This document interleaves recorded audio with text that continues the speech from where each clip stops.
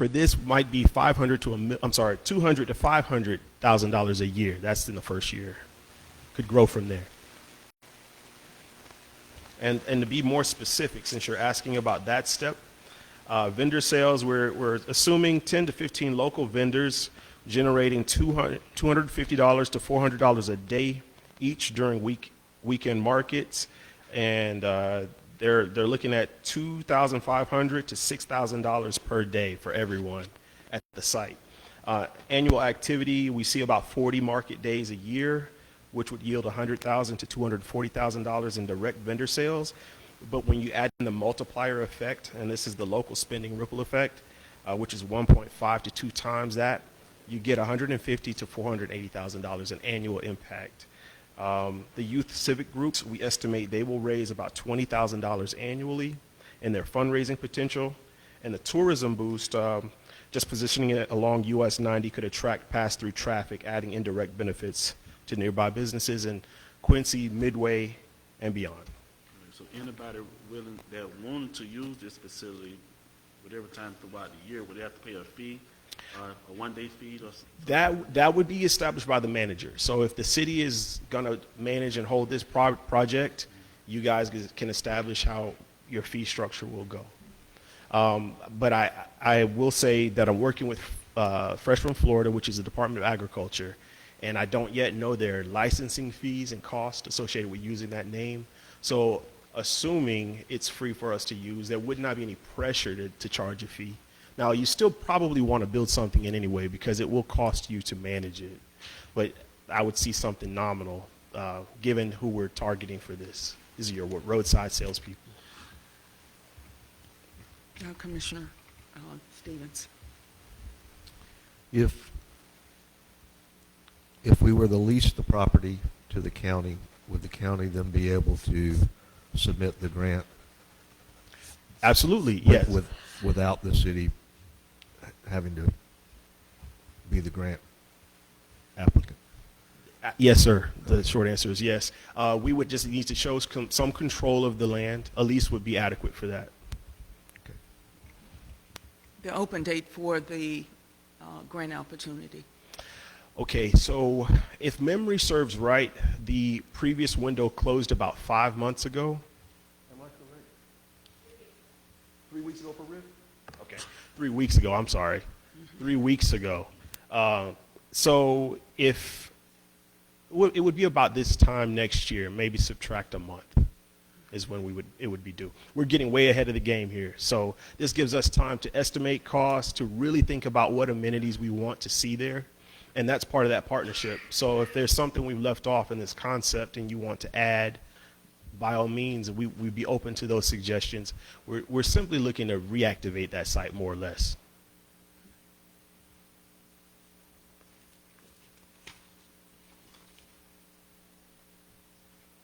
Any other questions from the dais regarding Mr. Lewis's presentation?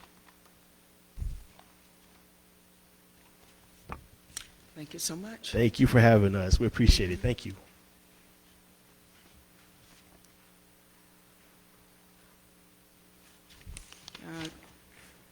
We're at number 3. Number 2 was pulled. Mayor, Yes. I make a motion to take up the items for consent by the commission. No, it has not been voted on. We need to vote on pulling number 2. A motion to pull number 2. Second. It's from the interim city manager. It's not ready for a presentation.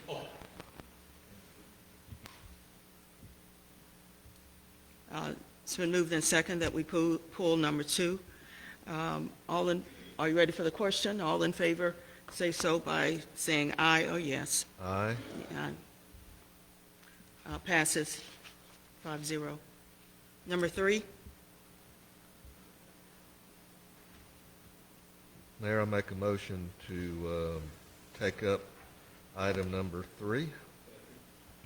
It's moved and second that we take up number 3, approval of the budget workshop minutes for Monday, September 8, 2025. Are you ready for the question? All in favor, say so by yes or aye. Yes. Pardon? 5-0. Mayor, I make a motion to approve the budget workshop minutes It's for September 8th, 2025. It's been moved and second to approve the workshop minutes for Monday, September the 8th, 2025. It's been moved and second. Are you ready for the question? All in favor, say so by saying aye or yes. Aye. 5-0. Number 4, Mayor, I move to take up item number 4, approval of regular commission meeting minutes. it's been moved and second that we take up item 4, approval of the regular commission meeting minutes for Tuesday, September 9th, 2025. Are you ready for the question? Commissioner Harris? Question? Okay. All in favor, say so by saying yes or aye. Aye. Mayor, I move approval of the regular commission meeting minutes for Tuesday, September 9th, 2025. It's been moved and second that we approve the minutes for regular commission meeting minutes for Tuesday, September the 9th, 2025. Are you ready for the question? All in favor, say so by saying aye or yes. Aye. Passes 5-0. Comments from the audience.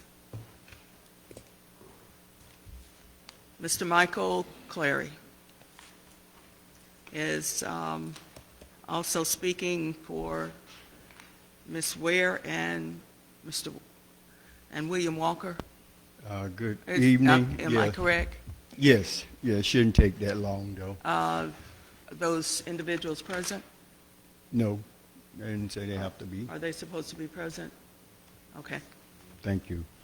Michael Clary, 1004 Brumby Street.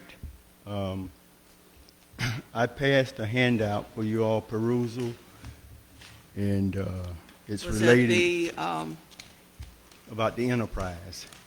Yes. oh, yes, the Yeah. enterprise? Yes. Okay, so I'm going to take a little step back in time with this. And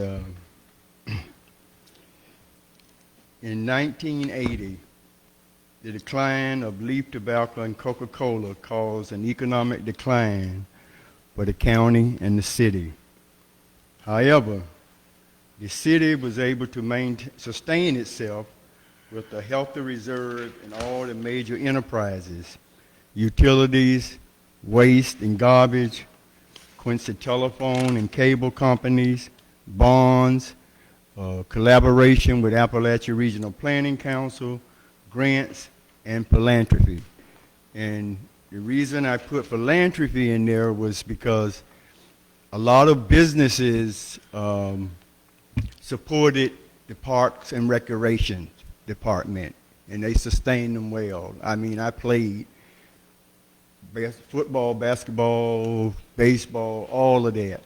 And they fill that gap, and I understand now that the Parks and Recreation Department is struggling. But we still have these businesses here. We still have people here that we're willing to donate and give to offset the cost of Parks and Recreation. Having your own enterprise meant all the revenue came directly into the city without the middleman like TDS, Infinity, Comcast, and Waste Pro. God knows what the city is paying them. I can't remember off the top of my head. I heard at a meeting when they were here making their presentation, which I wasn't impressed with because we were having a lot of issues with them. During the years, change, which sometimes don't work out the way you expect it to, started to happen. Change of leadership and administration, along with probably economics, challenges, privatization started to emerge. just imagine what this city would look like if we were able to recoup at least one of those enterprises. And I think right now the one that I've been reviewing is most viable is waste and compositing. And also, I really like to encourage, we can do better. We can really do better here at the city. And I really encourage this dais to start thinking outside the box of ways that the city can generate more revenue. The city is in financial crisis, which we all have heard, so it should become a priority. And to make a very concerted effort to attract a viable company to locate here. And I did a little research on Talquin as far as energy. And I just want to encourage y'all to review these different contracts you have with these people and see if there's a better way that money can come into the city instead of going out. You know, I did a little research too on Walmart. And I just want to read this right quick. Walmart works with local government on multiple levels, including through Spark Good, grants for local entities, engagement on economic development initiatives, participation in local policy discussions, and receiving community-focused support from local officials. Walmart collaborates with local, state, and federal government on various issues, such as responsible sourcing, manufacturing, investment, and supporting community well-being through its various corporate citizens programs. So, a lot of businesses here are getting rich. And I just posed the question, what are they giving back? They just taking. What are they giving? What are they bringing back into the city? And I could name a few, which I won't go into that, but that and the philanthropy part, because parks and recreations are vital to our youth. It teaches them discipline, respect. Actually, they're doing research now that it even improved their academic abilities. So with that said, and the final thing I want to say is that I'm offering a public apology to Mrs. Millie Forehand, CRA manager, and a longtime acquaintance for something that I missaid the last meeting. Thank you.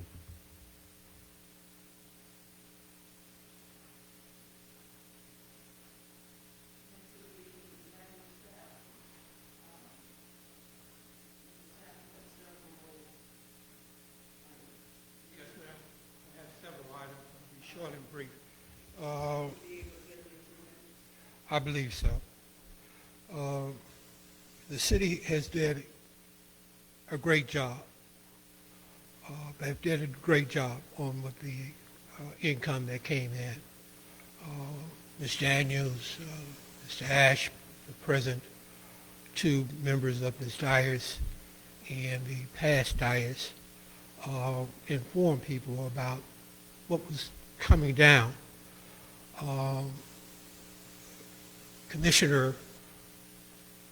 Two commissioners made statements, and they were absolutely correct. This is the first time that the city ever had a surplus of $2 million that we're making monies off of. So when you go about round the corner about that we're broke, that we're not making any money, every time the manager tell you we had a check came in from our proceeds, that was our money. So you need to take that away. The three things I have in mind is that I need to see if we can reschedule the waste management water that we started with the present with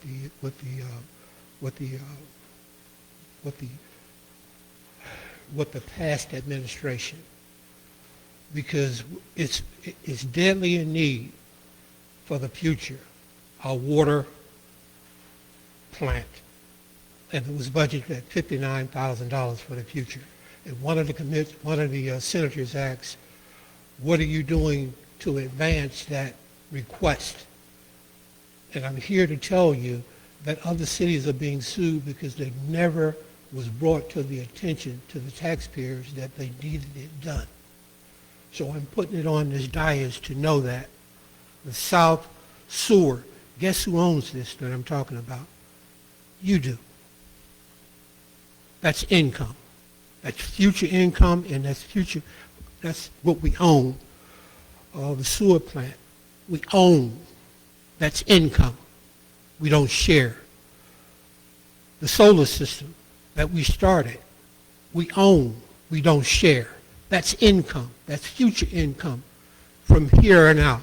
We lost width by telling the truth to the taxpayers.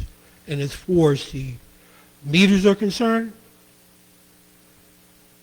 it's to instruct people about how to utilize the usage. The rates will not go down from Florida Power and Light and Duke because we don't own it.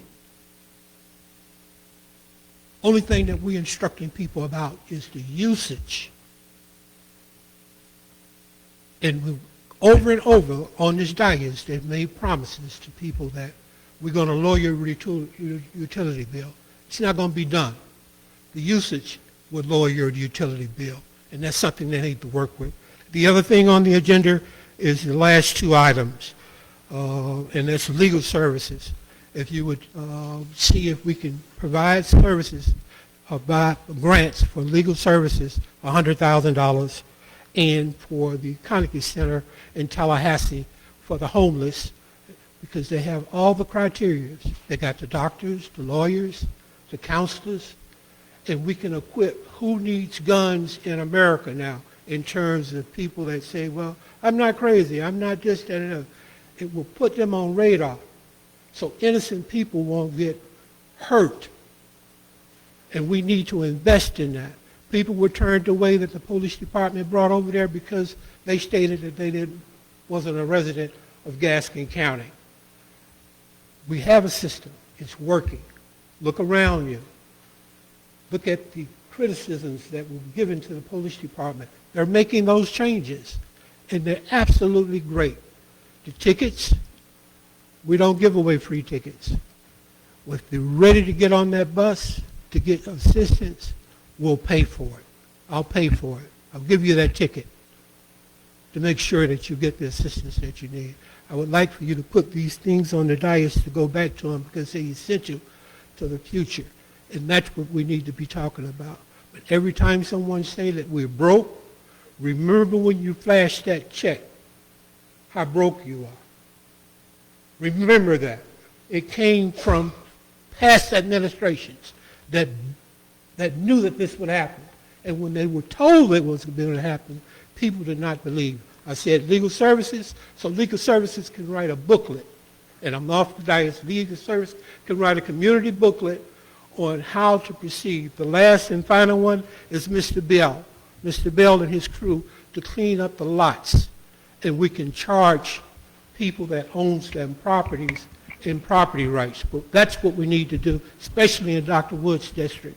We need those lots cleaned up, and we can use our own people when they're off on Saturdays to clean those lots off. And in District 5 and 4 and all the other districts. We can use within instead of without. And we would give them a business. Please schedule that. Thank you so much. Paula Phillips.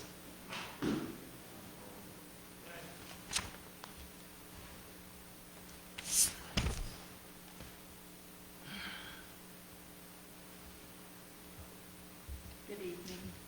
Paula Phillips, 816 Sunset Drive. I'm wondering if this commission has considered the legal ramifications for the city and for us citizens if you terminate Mrs. Shackelford and then she is found innocent. everyone is innocent until proven guilty, and she's not been proven guilty. I just think we've had enough lawsuits, and we don't have enough money to keep having lawsuits. And I would ask y'all to consider that. Thank you. Mr. Elias, Derek Elias. You're speaking for Mr. Jason Boone, Ms. Regina Davis, Ms. Earlene Ely. Yes, So that's 1, 2, 3. 3 people with yourself. yes, yes, yeah, total of 4. Yes, ma'am, Mayor. Derek Elias, P.O. Box 2171, Quincy. And Mayor, I have several things to mention this afternoon.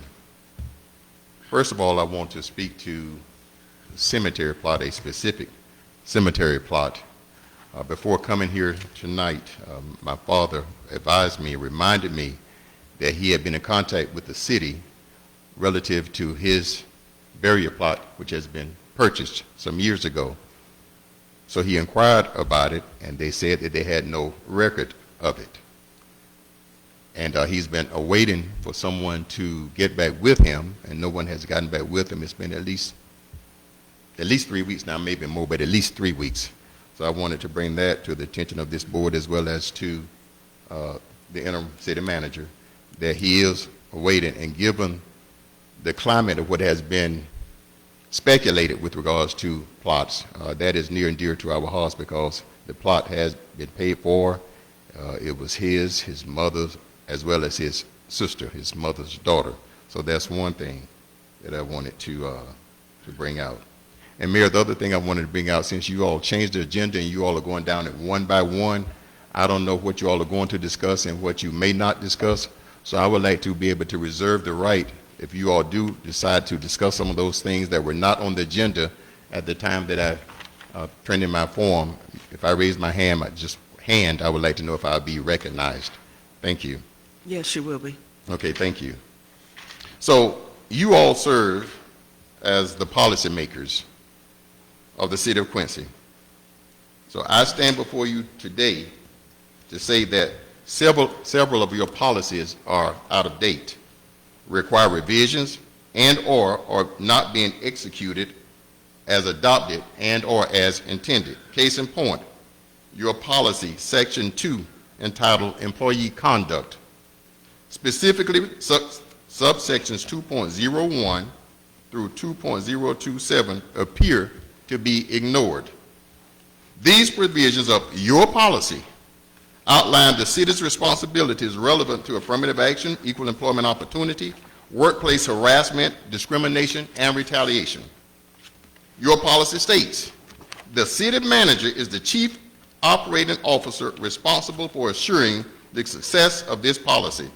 The policy also states the Human Resources Director has been designated the EEO coordinator to oversee the entire process. These two affirmations, along with the city attorney's bad advice, may prove to place the city in harm's way in terms of inviting lawsuits.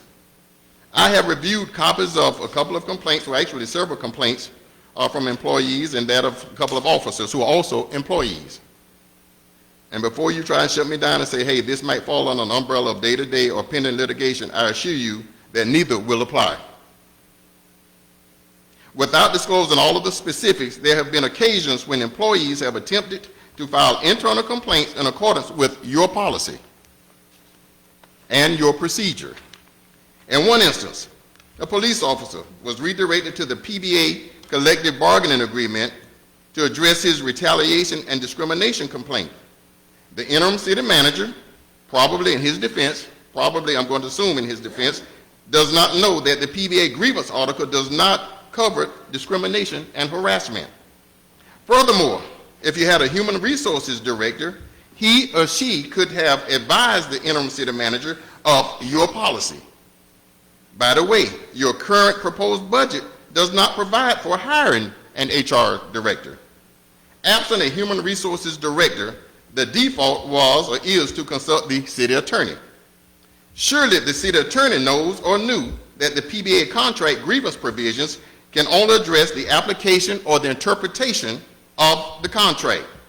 The city cannot collectively bargain away an employee's civil rights, as specified in Chapter 760 of the Florida statutes. But what was the response to the employee's complaint? Go and file a grievance with your union, and the union can't do anything with it. And another complaint. An officer listed a litany of complaints inclusive of harassment, discrimination, and retaliation. The complaint was submitted directly to the city manager due to there being no HR director. Instead of adhering to your policy, which was established, your procedure which is established, the employee was told in writing in the second sentence, and I quote, "The issues identified in your complaint are matters to be addressed in a court of law, rather than the city manager's office," end quote. Commissioners, why would the manager, upon advice from your attorney, take the quantum leap from internally reviewing, addressing, and resolving this matter to taking it to court? What good, then, is your policy? What good is your attorney? One of the worst things that you can do as an employer is to have a policy and then blatantly violate it or ignore it. What are employees to do when they properly file a complaint and told to take it to court? Do you know how long that takes?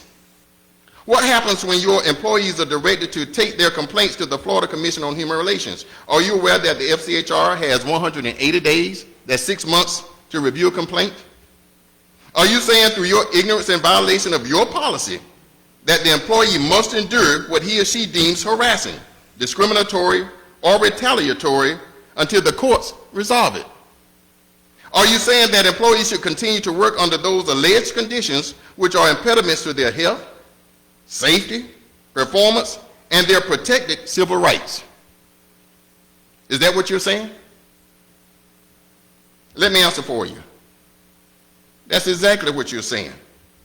The courts have already determined that employers' affirmative defense in such cases is to have an internal procedure to promptly and remedially address such issues or be held liable in major lawsuits. And certainly you all want to avoid any more major lawsuits. When are you all going to face reality that your city attorney is operating above his head? When are you going to acknowledge that the city attorney, through his actions and legal advice, is working to create income for himself and foregoing the best interests of the city of Quincy?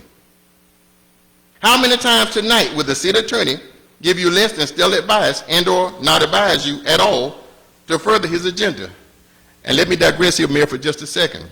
You had a speaker to come up earlier who's speaking on behalf of several people, and you asked, are those people here, and do those people have to be here? And if I heard correctly, I think I heard the attorney say no. Just earlier this year, I did the same thing. That same attorney said, those people have to be here. This attorney is wishy-washy. Do me a favor. Ask the city attorney if he had prior knowledge of any reports of the previous city clerk, Ms. Janice Shackelford, allegedly misusing her position before she was arrested. I assure you he will not answer. I'm going to ask my commissioner to do just that if you'll be so inclined, but if you don't, that's okay. At the last meeting, about 2 weeks ago, this commission voted on an item that involved subdividing property. The item constituted a small-scale subdivision and required it to be advertised and presented as a public hearing. As a matter of fact, it also affects your comprehensive plan. Your attorney allowed you to take that vote, and his rationale was that you all had undertaken a similar vote relative to the historic board. So that made it okay. That was the rationale. That makes it okay. That did not make it okay. Florida law defines how those matters are to be carried out. In that same agenda item, it was reported that a PDRB item had circumvented this commission and was carried out. That's the reason those people came before you. Obviously, a fraud had been perpetrated, but this board, through your attorney, is not going to investigate it. I've said it before, and I keep saying it, Mayor, and I'm about to close. This city needs another city attorney, an attorney who has the experience to be a city attorney and who holds the city's best interest in mind, the city's best interest in mind. Your city attorney, Quincy's city attorney, must impartially represent all of you and not those of you whom he is or has personally represented while serving from that seat. Finally, You cannot expect to successfully run a city consisting of approximately 107 employees without an HR director. Thank you, Mayor.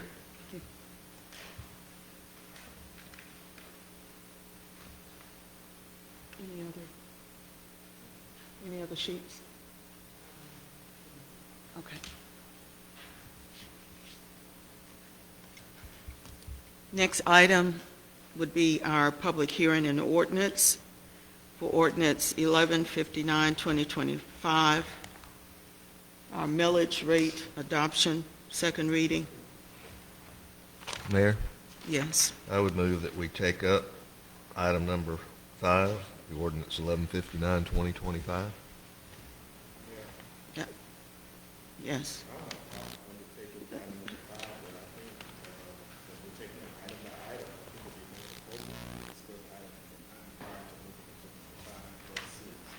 Item number, I think it'd be most appropriate to discuss item number 9, the commissioner's concern on the budget, prior to undertaking item number 5 and number 6, if that's possible.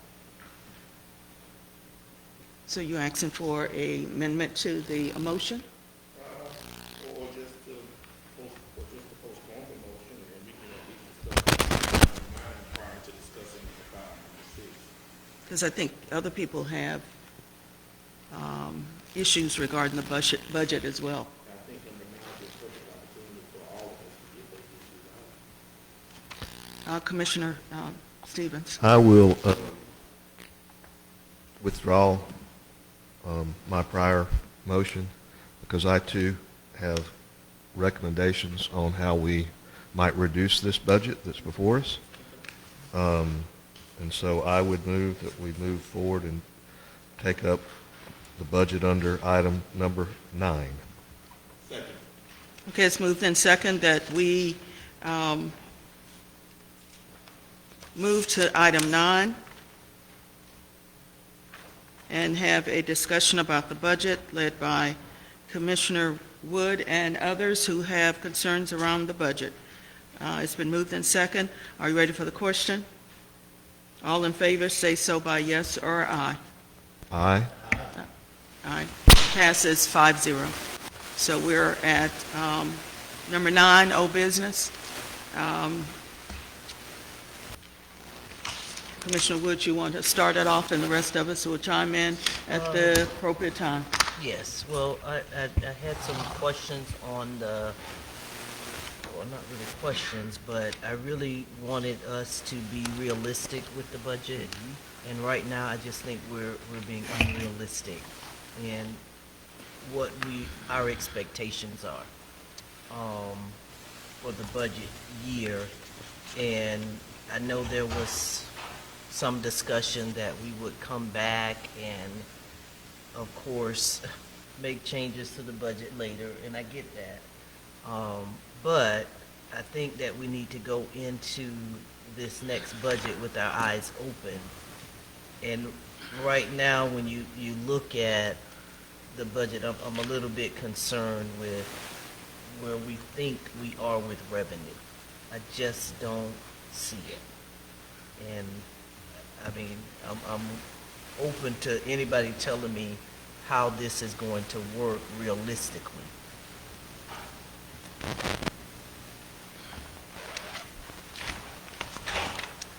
Commissioner Stevens. I appreciate your comments, Dr. Wood. I think it goes without saying that I think all of us are concerned and have been concerned about the budget. I know a number of some across-the-board reductions. I have taken an opportunity to study the proposed budget and to study where targeted cuts could be made in the proposed budget that would, if adopted, would result in significant savings over $860,000. That would allow us to eliminate the transfer of the $500,000 from the utility fund reserve. And it would also allow us to roll back the millage rate to the 6.8 current millage that we're at. And I'm happy to share these proposed cuts with you. Excellent. Stay on that one.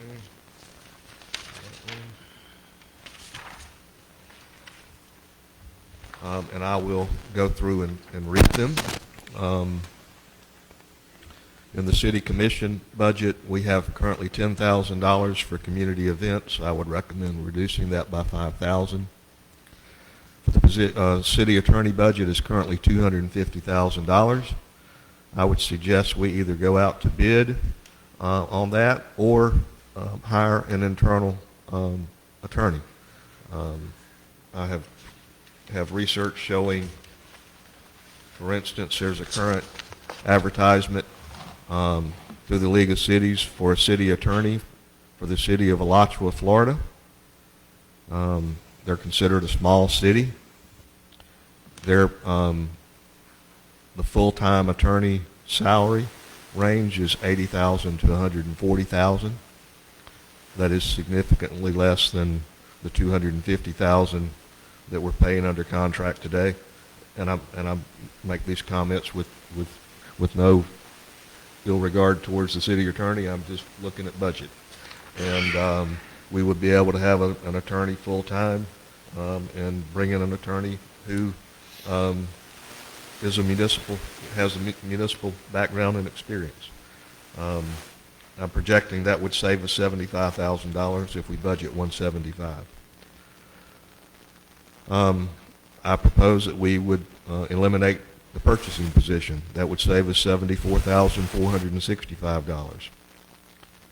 In QPD, they have an administrative position that has a salary of $55,000, and with benefits, that's $76,000. I cannot understand why we have an administrative assistant making that much money when we had a big discussion about this on the CRA. So I would propose to eliminate that position. I would propose eliminating the communications dispatch office at QPD. Right now they're operating on a skeleton staff due to people who have resigned. If we eliminate that budget, I believe it's $342,000 that we would save. We need to do some belt tightening. I would suggest that we reduce the uniform budget at QPD by 10%. That would save us $3,150. I would suggest reducing the request of QPD on vehicle purchases by 15%, which would save $31,500. Under building and planning, we have a vacant code enforcement position. I would eliminate that, $56,468. Rec department, eliminate the rec supervisor position that's been vacant, $53,708. Continuing on the rec department, eliminate athletic equipment football uniforms for $20,000. Customer service, we have a vacant cashier position. Eliminate that at $50,147. Utility department, they, at least with the last information I received, they had a vacant lineman helper. That would save $54,458. I would suggest an across-the-board cut of all departments for gas, diesel, oil, and grease by 7.5%, saving $16,605. And the fire department reduced their uniform budget by 10%, resulting in a $6,750 cut. Those projected savings are $865,251. At the same time, I would allocate an additional $225,000 as an estimate to the QPD budget for Smart Cop licensure. That would result in a net savings of $640,251, which would eliminate the need to transfer the $500,000 from the micro utility fund, and it would allow us to roll back to the current level of, actually it would go to the rollback rate of 6.6595, which would eliminate another $139,078 from the budget. And those would be accomplished through through those numbers that I have set forth, and to assist with the reduction in gasoline and expense on our cars. I would suggest that we have, and I'm not sure what the policy is today, but I would suggest that we have a vehicle policy at QPD that if officers are taking cars home, only those who live within the city would be able to take their vehicles home. And we have a vehicle policy for city departments that would only provide a vehicle for the directors of public works and public utilities. Commissioners, I didn't come up with this overnight. I have spent quite a bit of time digging into this and trying to calculate some numbers that could get us through this budget year and help move this city forward. So those are my recommendations that I would offer to this group for consideration. Thank you.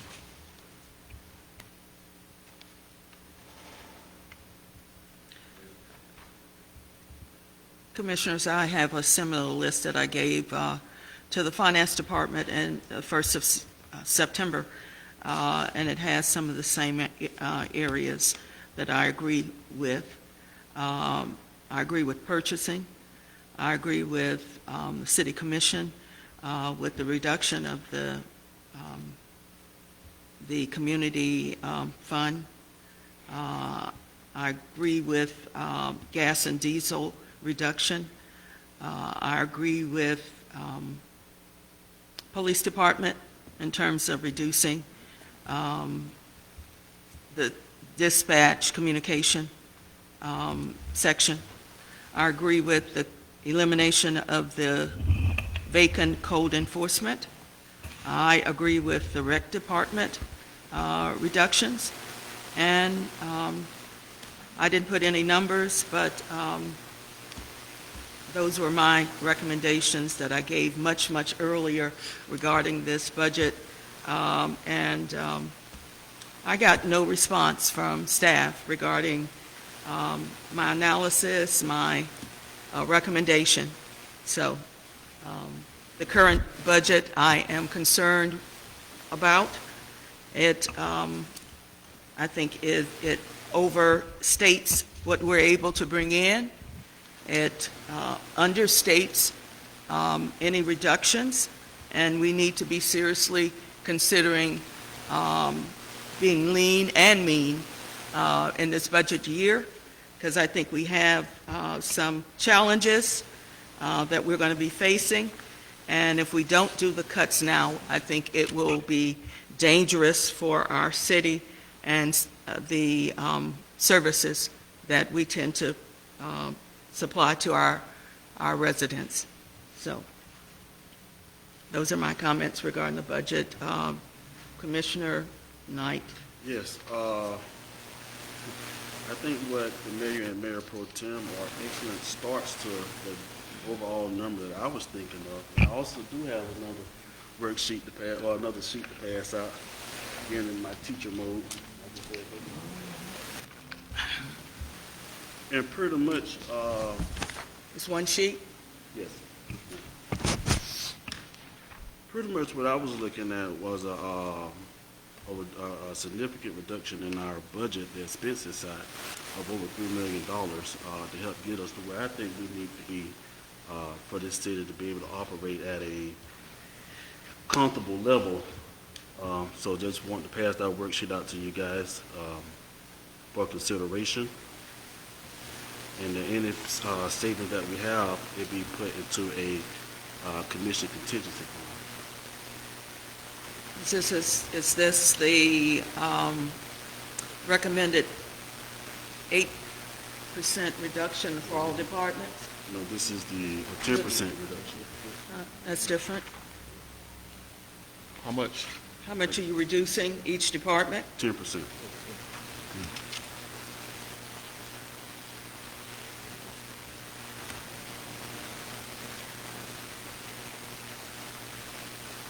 And of course, those, with the manager, they can have that discussion whether it comes from personnel or operations.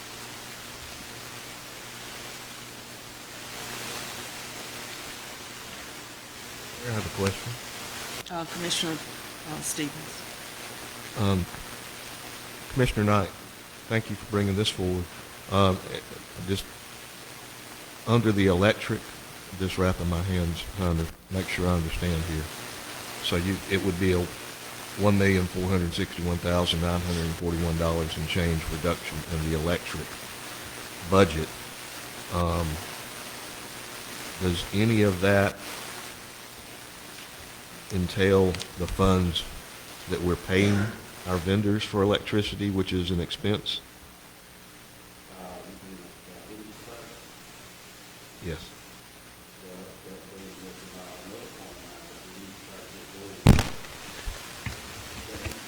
Those bills paid to Duke for power and, what's the other one, Zeepa?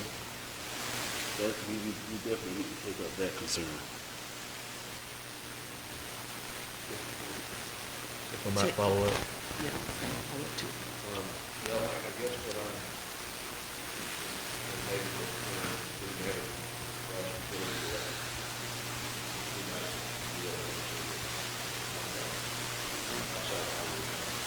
Are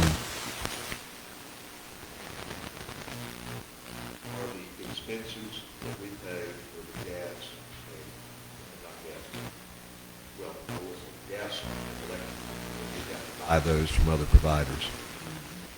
Is that included? Would you, Interim Manager, would you say that those numbers are included in that tentative budget of 14.619 million? Or is that strictly,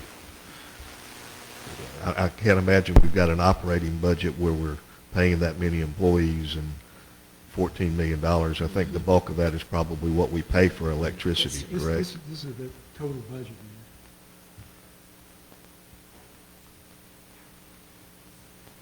What was, say that again, Mr. Ash. If you're talking about for the utilities, this is our total budget.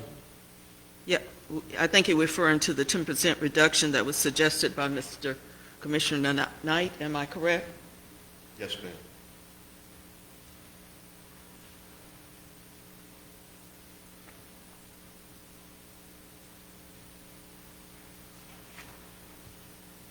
I recognize you, Commissioner Harris, after, Is Commissioner Knight done?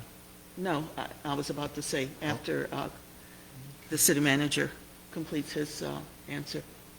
This is our total budget as far as the utilities budget. This is power purchases, personnel, everything.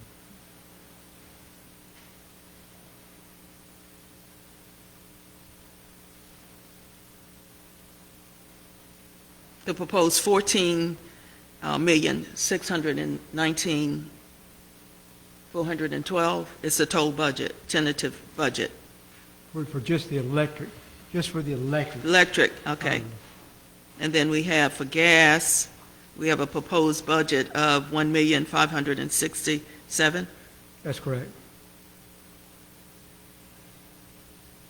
I think it was asking if indeed we reduced it by 10%, how would that affect the numbers?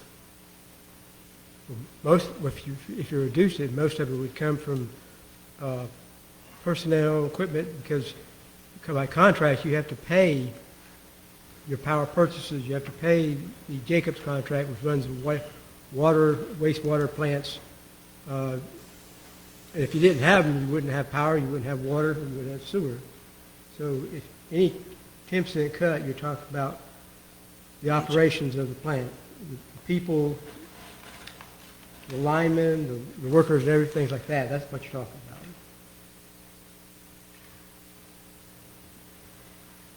So you're not talking about the overall budget, because you're going to have to pay for your power purchases. That's not going to change. Same with gas, same with water, and any contracts that go along with that.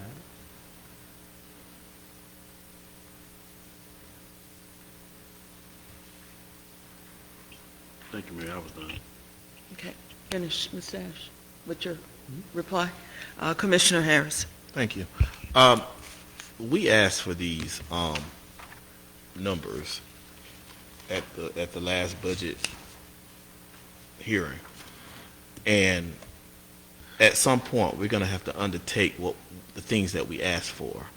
I don't know how this will work tonight. I guess Ms. Daniels will have to explain to us how this process will actually work. But I'm prepared to look at what an 8 to 10% across the board budget reduction will cost, and then we come back and discuss the very things that we're talking about right now. Because if we, and my number was slightly a little different. I guess I looked at the 8%, but my number was slightly different than what we have here with the 10% cut. I thought it would have been a little bit more. But if that money's set aside, or that difference is set aside, and this commission, after we pass a budget with a 10% cut, can go back and talk about all of the things that each commissioner has listed, and Commissioner Nash, to your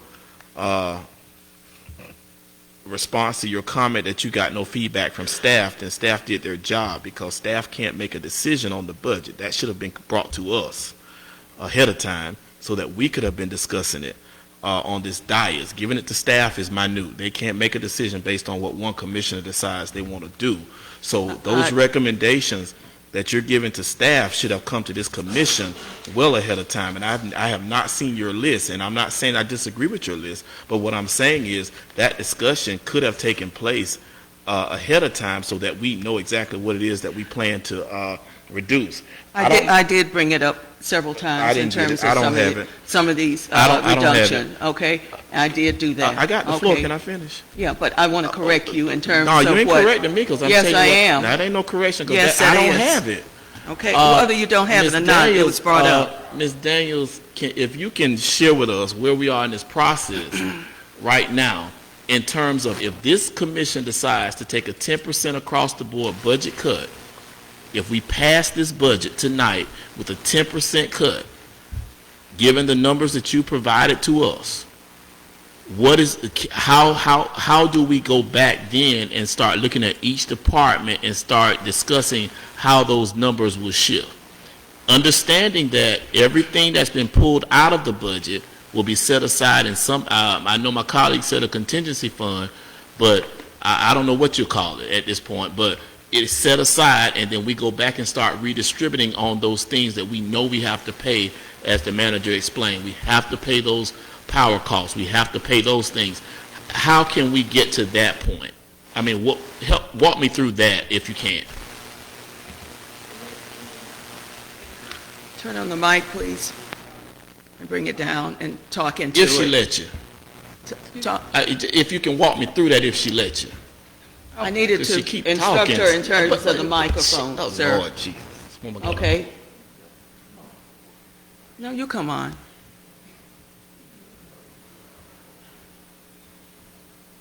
Continue, Ms. Daniels. Okay, I want to address one thing that Commissioner Stevens inquired about, how would that $1.4 million affect the electric fund budget. And I just want, in the electric fund only, that budget is $14 million, $14.6 million.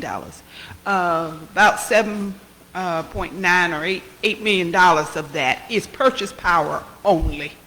So if that gives you some idea of how $1.4 million would affect that budget, and we would still have to purchase that power, because that is the power that we utilize to sell to our customers. The $1.4 million would have to come out of everything else. Personnel, any other materials and supplies that the electric company utilizes when they, if a meter goes out, they have to purchase a new meter, and those kind of things. So it would have to come, that $1.4 million would have to come out of everything but that $8 million that is purchase power. Now, where we are today is we have to adopt a millage rate, Correct.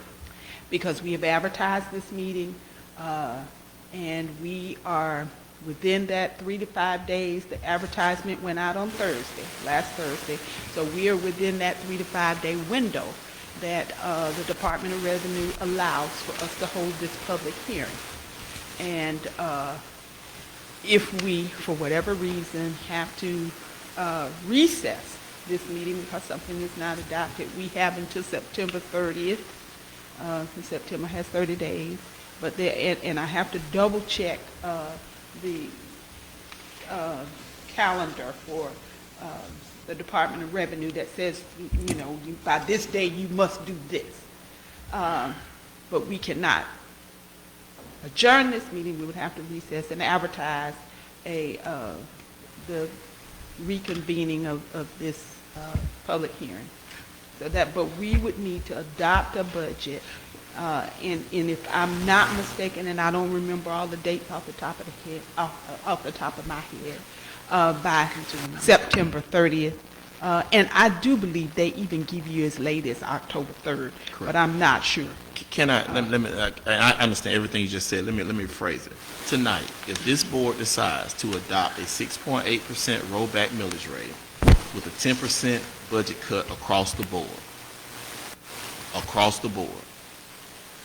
can we adopt that budget tonight and come back and we go through each department and begin to discuss the details that have been offered by our colleagues, and even this is what I would like to see happen, because at some point we keep talking about this, but we're not doing it, and everybody up here is screaming cuts, but we just talking and nothing's happening. If we adopt a budget with a 10% across the board cut, that would get us in a financial place that we can work with.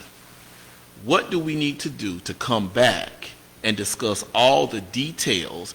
What I would rather have is, and I get it, it's easy for me as a commissioner to sit here and come up with a list of things that I think that I should cut based on what I'm looking at on paper. But I would much rather hear from the director. I would much rather the director say, okay, here it is, business activity. You're charged with cutting $71,000. I would rather hear from you first on where those $71,000 cuts will come from, as opposed to me making that decision for you, because you have to do the work. Is that making sense to you? Mm-hmm. Okay. From my standpoint, I know I got to take a 10% cut, but I'd rather you give me the cuts that will work for your department. And then we can make a decision moving forward. So my question is, the big question that I'm asking right now is, can we make a decision tonight on a budget that is reduced by 8 to 10%, whatever this board decides, and we have that opportunity to come back and make those line item adjustments within the budget? Can we do that? Yes, sir. And let me explain how that would happen. Okay. There are a couple things, a lot of things in play here. That millage rate, it only affects the general fund. Correct. It does not affect Correct. any of the enterprise funds, the business activity fund, because the business activity fund is funded by the enterprise funds. All of them make a contribution to business activity to fund whatever it is that needs to be funded there. The internal service fund, IT, everybody makes a contribution there, including the general fund. So that the millage rate itself only affects the general fund. And I think when we first supplied what it would look like, you asked about an 8% cut, I supplied what that would look like for the general fund. Correct. Minus, there's one department or cost center in the general fund that we don't have a lot of control over, and that is the non-departmental, because that's where we pay our liability insurance. That's where we pay our utilities, because the utility fund charges the city departments and so the general fund gets their portion. We pay for our liability insurance. We pay for the auditor, and we pay for a lot of those things that we can't just arbitrarily cut by any percentage, because those costs are set where they are. So the millage rate in itself only affects the revenue going into the general fund. And so if the millage rate was reduced, then that would just affect the revenue going to the general fund. Hence why I have supplied what it would look like for 8% or 10% reduction on the general fund.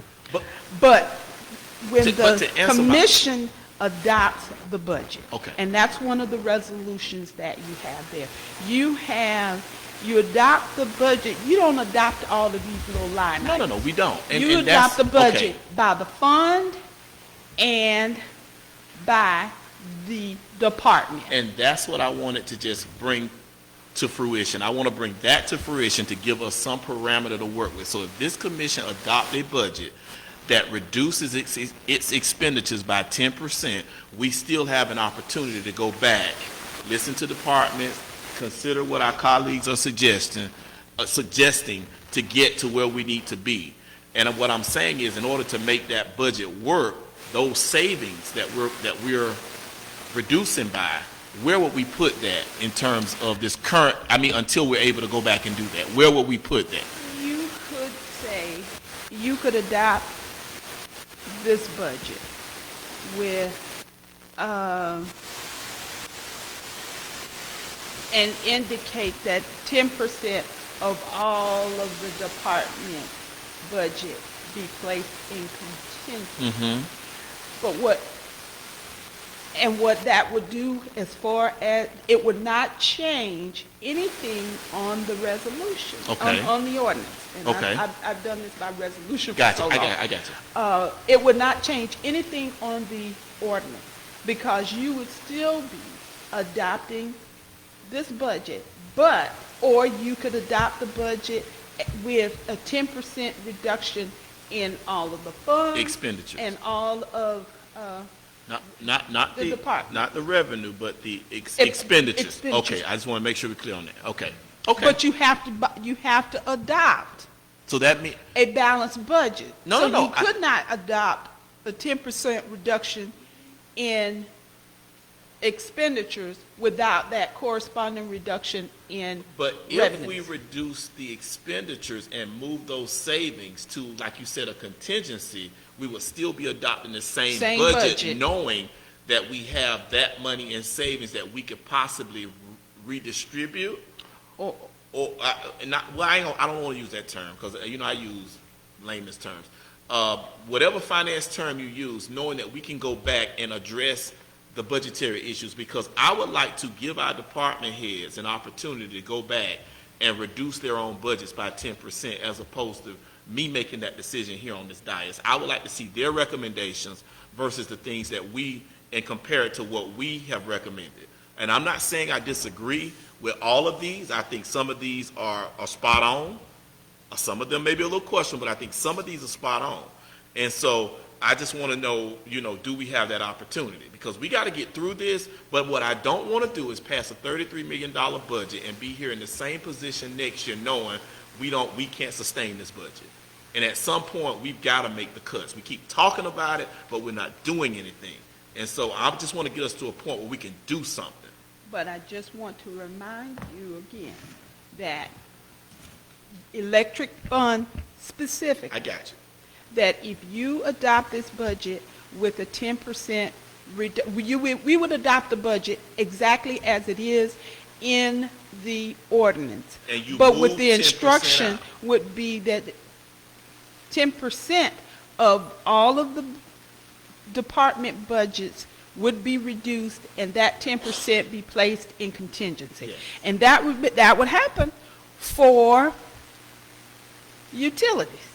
So that would mean, aside from purchase power, that utilities would have to reduce. And that would give our utilities director an opportunity to come back and tell us what his department looks like with that 10% reduction. How many employees, what type of equipment you're having to cut, X, Y, and Z. Knowing that we have it in contingency, so there are some departments we can afford to cut and get away with it, and then there's some departments we know we may have to fund. My only issue, Ms. Daniels, Director, Manager Ash, is that this is a before budget discussion.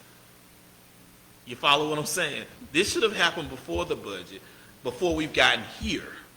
And so had we done that ahead of time, I would have no problem passing a budget. But we come at budget time, we make all these suggestions, we got a list of things here that we can cut, X, Y, and Z, but we got to pass a budget. And what I'm saying is, commissioners, if we can pass a budget with that understanding of that 10%, and we can come back and continue the work and do the work, I have no problem passing that budget with the understanding that it's in contingency and we got to continue to do the work. Well, we will have to do the work in order for the departments to operate. And so I don't mean to hold our feet to the fire and tie our hands, but I think that this is a perfect opportunity for us to get where we want to be so that we can be in a better place for the future. Thank you. Thank you, Mayor. Commissioner Stevens. I think Dr. Wood had her hand up. Oh, I'm sorry. Commissioner Wood, I didn't see you. All right, thank you. Again, I think, yes, we're on the right track, but I do, and I wrote it down myself, you really need to take it to the departments. They should be responsible, those department directors. Matter of fact, that should have been the first thing that should have been done. Every department reduces your department by whatever percentage it needed to start out with.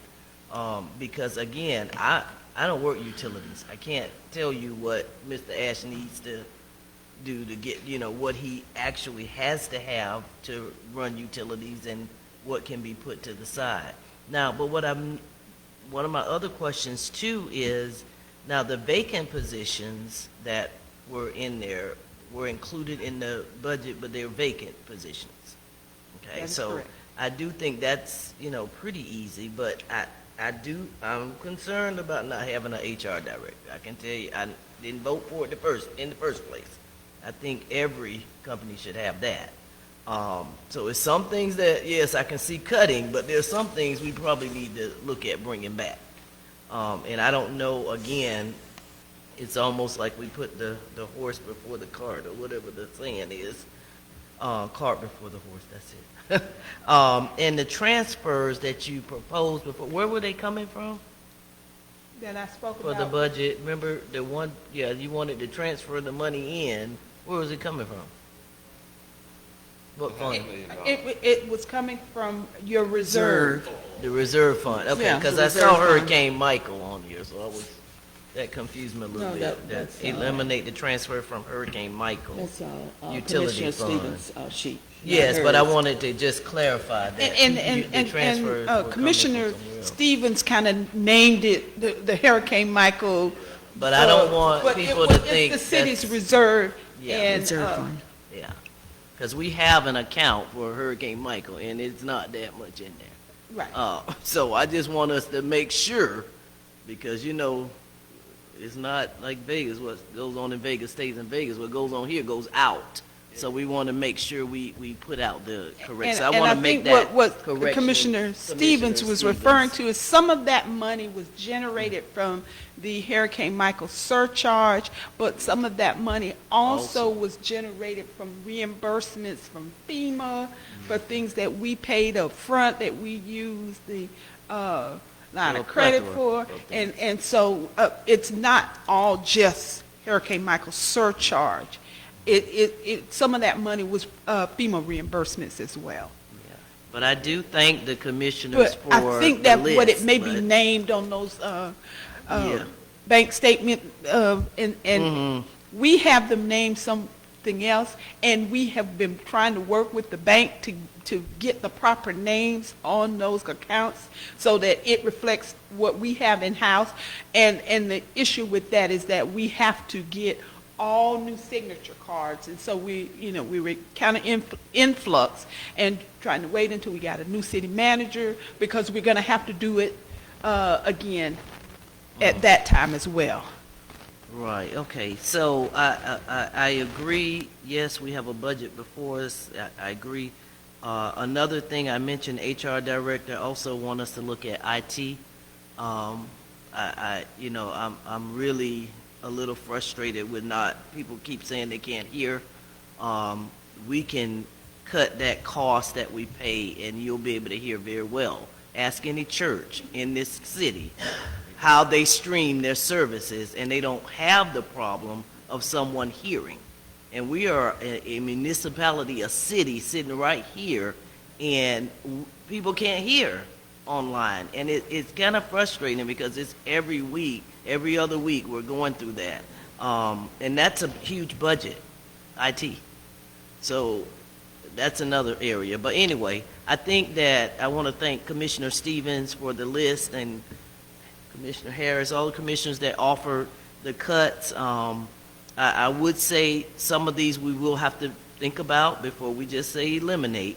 Dispatchers and smart cop, we have to really know what we're getting into there. So that's where you'd have to bring in your chief, and we can look at that. I know he talked a little bit about it before, but I think they know best what they would need. I'm not saying that we're going to grant it, but at least they can tell us what they want. So if we're just having to pass a budget tonight, and again, you know, I get a little nervous and jumpy when I look at the budget, even though it's a tentative budget, it still concerns me. So I wanted to thank the commissioners and everyone for their input on this. Thank you, Mayor. Completed. Yes. Commissioner Thank you. Stevens. You know, okay, and I understand, you know, I laid these cuts on you tonight, but I'm precluded from law from sharing it with you any other way. So, lest anybody suggests that I'm violating the sunshine, I will say this with regards to the budget and where we need to be. When we get to item 5, it's my intention to move that millage rate be set at 6.6595, the rollback rate. And then that budget would be developed, from there. But that'll be when we get to item number 5. Okay. Yeah. And then I'll close. And can I just say something? The difference between the rollback rate and the millage rate, and Mr. Ash and I looked at that today, is a very small amount. Million to the constituents. Okay. Yeah, they will. They fear the 7.0. So we finished with the discussion of the budget overall.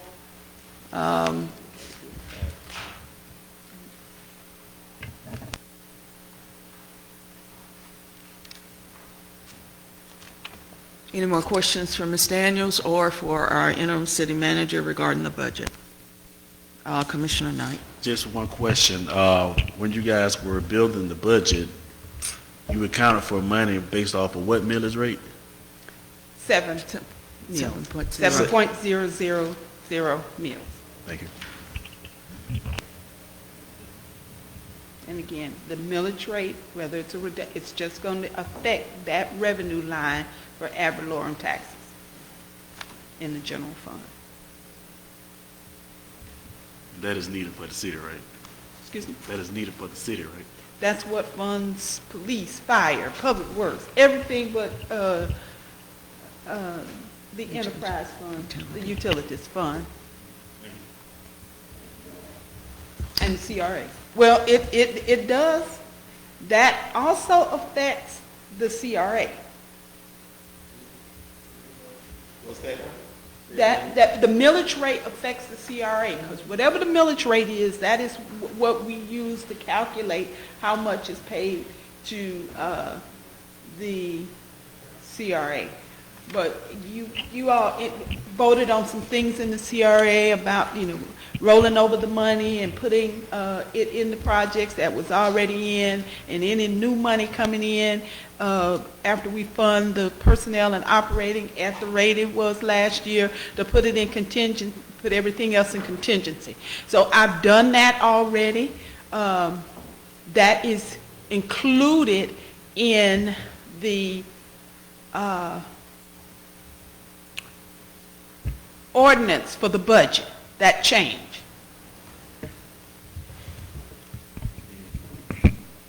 Commissioner Knight. And just to be clear, that was because of that millage rate, I seen an increase in the CRA by $1 million. Mm-hmm. Well, over last year. Correct. I think it was a little over $1,088,000. Yes. And the majority of that is rolling over, I think it's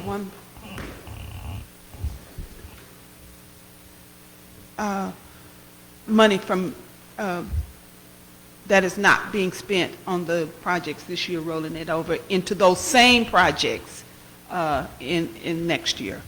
So with the same millage rate, if it was the 7 mills, that's potentially more money for projects in CRA. Would that be? Thank you.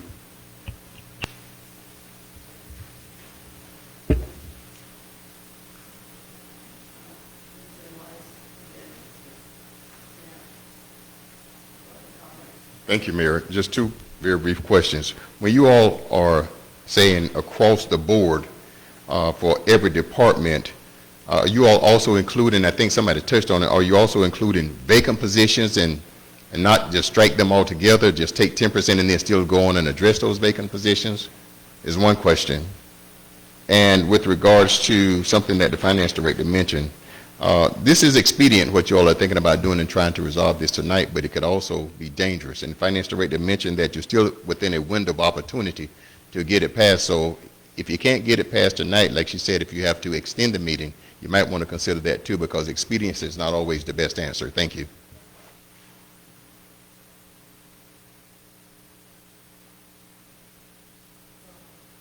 I must be missing something.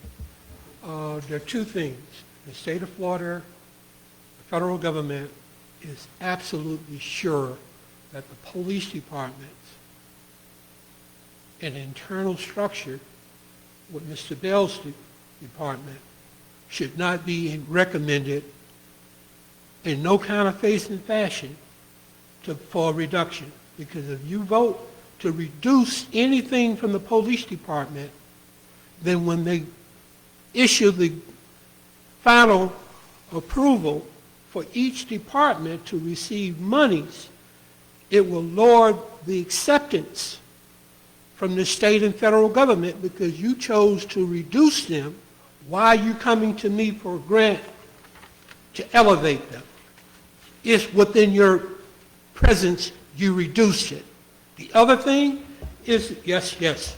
The other thing, because the federal government has made it clear. The state of Florida has made it clear. Period. They've made that clear. So anybody that don't understand, something's wrong. The other thing about the infrastructure, we need that infrastructure. Mr. Bell, people are the less included and do the more work to upgrade our facility. We're going to need the interim and the ongoing manager to address that federally and to the government. But if you chose to put them in a migration of 10% or 8% or any percent, they're going to look at that very hard by these records. So I'm telling you, whatever the interim manager and Ms. Daniels recommend, we need to go for that. And whatever we have reserved, the word reserve is for the future, that we're helping ourselves.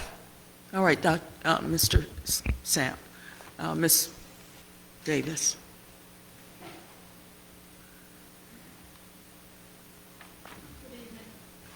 Regina Davis, 315 West Washington. I believe that last year, when you changed the budget, it was for specific line items. I believe that what Commissioner Stevens is saying as far as specific line items makes more sense, or as opposed to each department identifying 10%. Now, if you're saying 10% overall and it's not by department, it makes sense. And I'll give you the example of the purchasing department. I don't know what the purchasing department does. A 10% reduction to me isn't good enough. Elimination might be good enough, which is more than 10%. So I'd like to just bring that to your attention.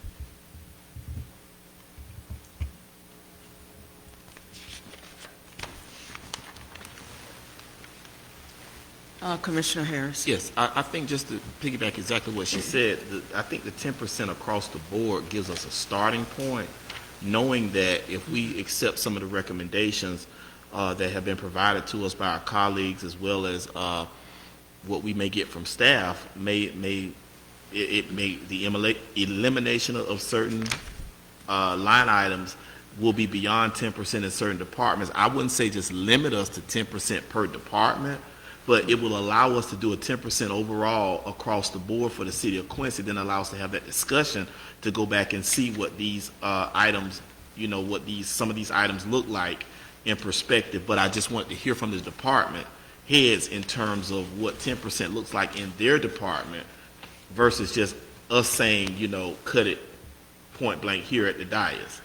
But I believe that's a start. We just want to start somewhere. So I agree with what Ms. Davis just said, that in some departments 10% won't be enough. It may require just complete elimination or just reducing your department down to a certain number of employees. I just think that's some things we have to look at. But I want to have an opportunity to be able to look at that at some point and not just talk about it during budget time, and then we're back here next year talking about the same thing again, because we went through this last year. This was a discussion last year, but we didn't do anything. And so I just want to make sure that we get something done. Thank you. Any other comments? I like the line item. Mr. Clary? I really would like to see you all put as much energy as you're putting in tonight for cutting to try to generate more revenue for the city. Just as much passion and energy that you're putting into cuts. I understand you have to do that, but don't just let it lie. Start looking at ways to generate revenue for this city so it can prosper. Thank you.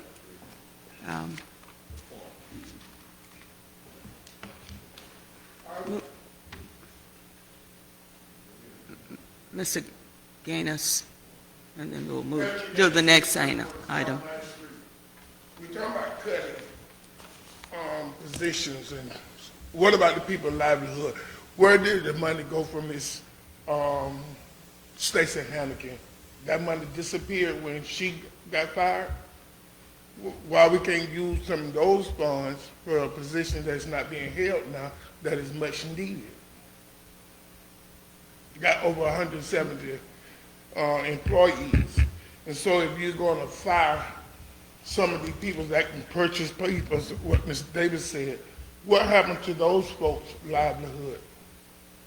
If the city has over 80 properties, and it's been thrown at you all over and over again, when will you all start and begin to sell some of this property?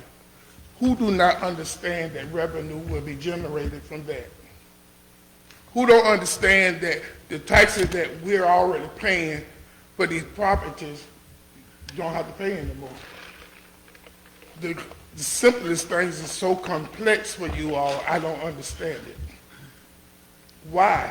Is it because you don't want people to own land in the city? You don't want the city to grow? What is it? It has to be some reason when you're talking about revenue.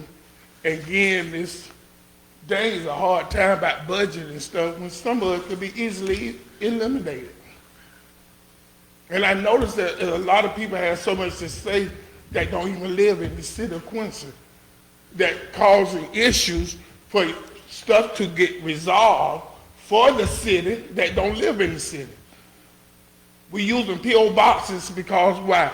We'll give away our proper addresses. So, generating money, who do people need to come talk to? I want to buy this property. I want to buy this property. I want to get this property. I want to buy 2 properties. Who do the citizens go to or need to go to generate some funds? You know y'all keep talking about electricity. That's where the money is made from for the city. How are you going to cut that? Y'all going to tell them people what y'all going to give them for the electricity? Make that make sense. All these geniuses in here. You got the CRA money been sitting there. Eventually gonna lose it. We don't talk about stuff, talk about facts.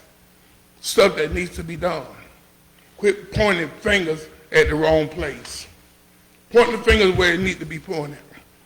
Quit throwing rocks and hiding your hands. Be grown, be grown.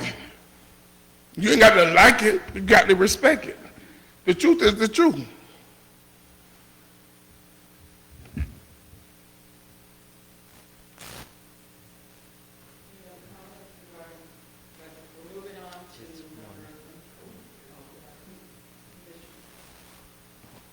Commissioner Wood. Thank you, Mayor.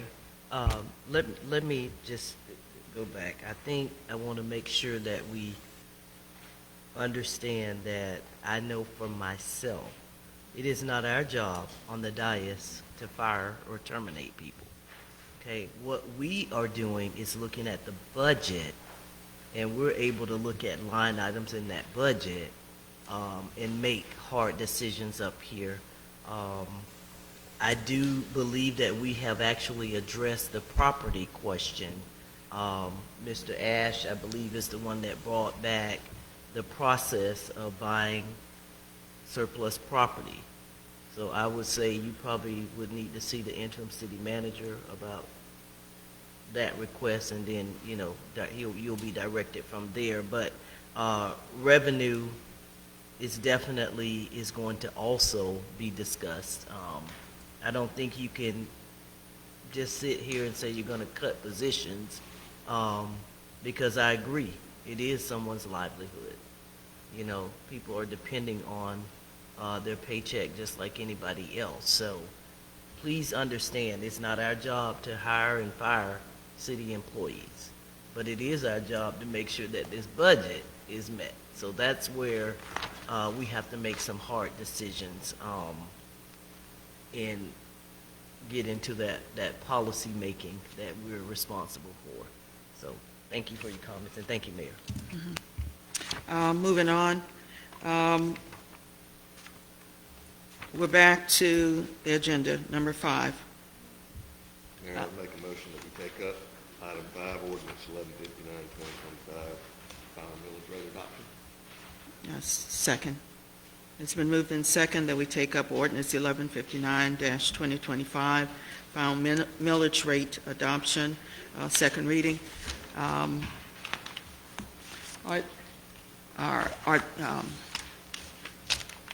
questions?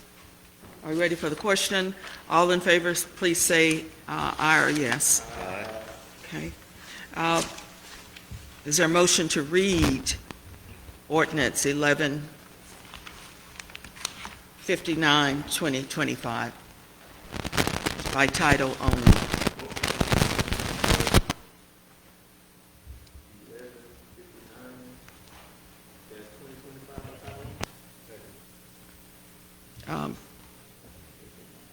The motion to read, yes, the numbers were corrected. There was a correction. Madam Clerk, would you poll the commission, please? Yes. Yes.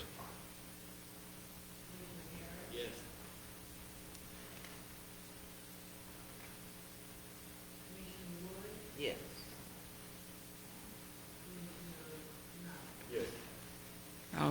Madam Clerk, would you read the ordinance 1159-2025, please?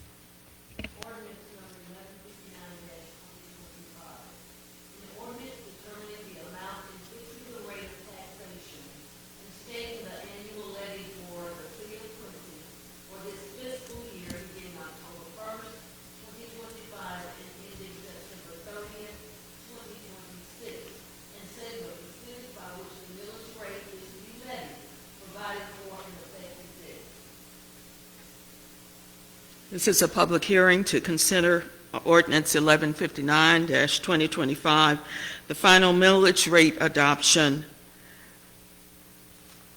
Staff, would you provide us a summary of the proposed Ordinance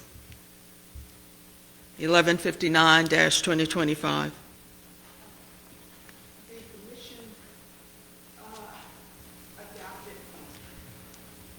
The commission adopted the proposed millage rate of 7.000 mills on July 22nd. On September 9th, the commission adopted the tentative millage rate of 7.000 mills, and this ordinance proposes the final millage rate at 7.000 mills. We're opening the public hearing. Not ready for commissioners to make comments yet. Okay, at this time, the public hearing is open. If anybody from the public would like to speak on this issue, ordinance 1159-2025, please, it's your time to be heard.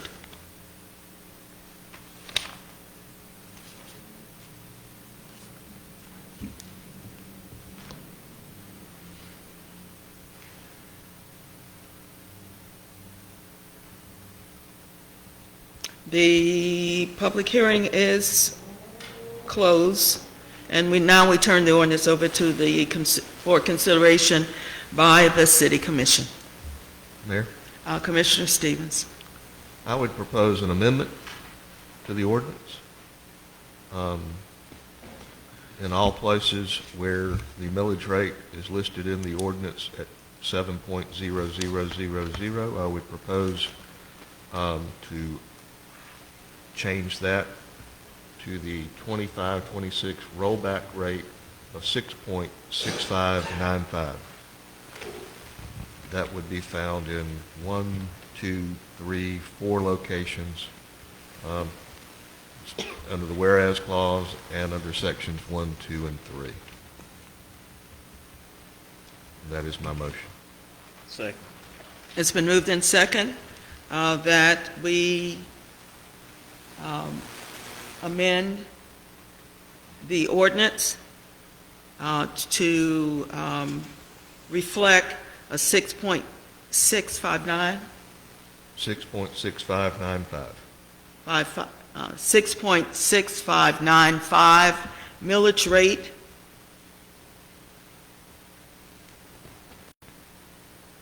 It's been moved in second.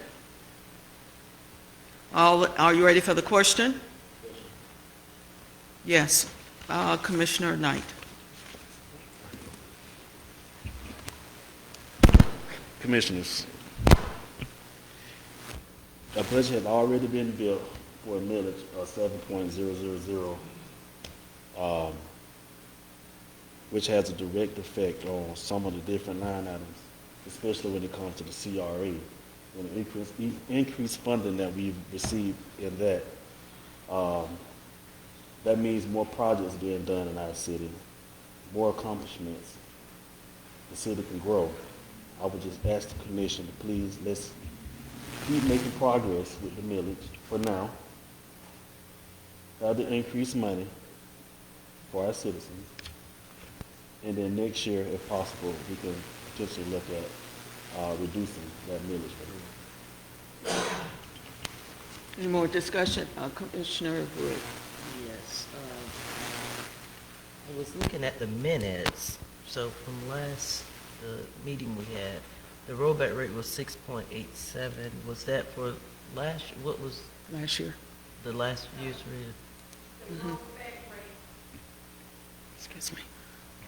That is the rollback rate that would, the 6.817, and I don't have it in the ordinance in front of me, so I'm sorry. I gave mine to somebody else. That would generate the exact amount of revenue that we received, that we actually were entitled to receive. And that's after the Value Adjustment Board makes their adjustments, because we get a taxable value from the property appraiser, and then those people get to go that have issues with their property valuations get to go to the Value Adjustment Board, and that sometimes there are adjustments, and so that taxable value goes down. So that rollback rate of 6.817, 8718.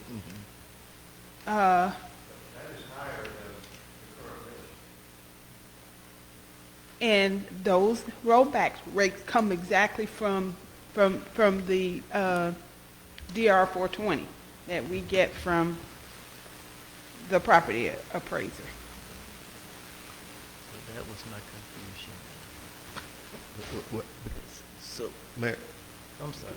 Yeah, go ahead. well, because we were given a document that when we started this process, and maybe it's changed since then, I will say that said that the 25-26 rollback rate, 6.6595%, would generate no additional revenue for the city. 6.8, which is our current rate, would generate an additional $139,078.53 due to increase in property tax values. And options 2, the 7%, would have generated an additional $209,263.35. But again, that was at the very beginning of the process, when we did not have what our final taxable values for last year were and what the taxable values for the upcoming fiscal year would be. That was at the you probably got that piece of paper before we got any taxable values. I think we had just the preliminary or estimated taxable values that the property appraiser gives us, but they did not give us that final taxable value for last fiscal year. So when we get all of those numbers, they send us a DR, what they call a DR 420. And it has what your current year taxable value is, what your prior year taxable value is, and what it's going to take to generate the exact amount of money of that final taxable value. And that's what's in the ordinance. It refers to the 6.8. So 17, because that's going to give us the exact amount of money that we were supposed to get, because we don't always get it all. There's a little bit that we don't get, that people don't pay. They sell the tax certificates, and still sometimes those tax certificates don't sell. So let me ask you this follow-up question. You're telling me that the final numbers that came from the property appraiser, or is it the tax collector or the property appraiser? From the property appraiser. That the total amount of taxable value went down from the prior year? Last year's taxable value went down. So if we were I at think $100 million, you're saying that what they're projecting now is $97 million? No, that's not what I'm saying. All right, so the thing that went down, we get a taxable value, just like we have a taxable value now. I think it's $350 billion or some number. And there are going to be a group of people that'll go to the Value Adjustment Board and say they're charging me too much. And so that taxable value is going to go down. What we build this budget on, that value is going to go down just a little bit. But every year when they send us that DR 420, they tell you the taxable value that you had, that your budget was built on, and the actual final taxable value for last year. They also give you a rollback rate of what it would take to get that same amount of money that you were entitled to get. And that is what's in the ordinance. So you're saying the 6.8718 is the actual rollback amount and not the 6.6595 that was listed? Okay. Because those are, when I give out those things, those are just estimates of what. Then I would alter my motion. I would Was it seconded?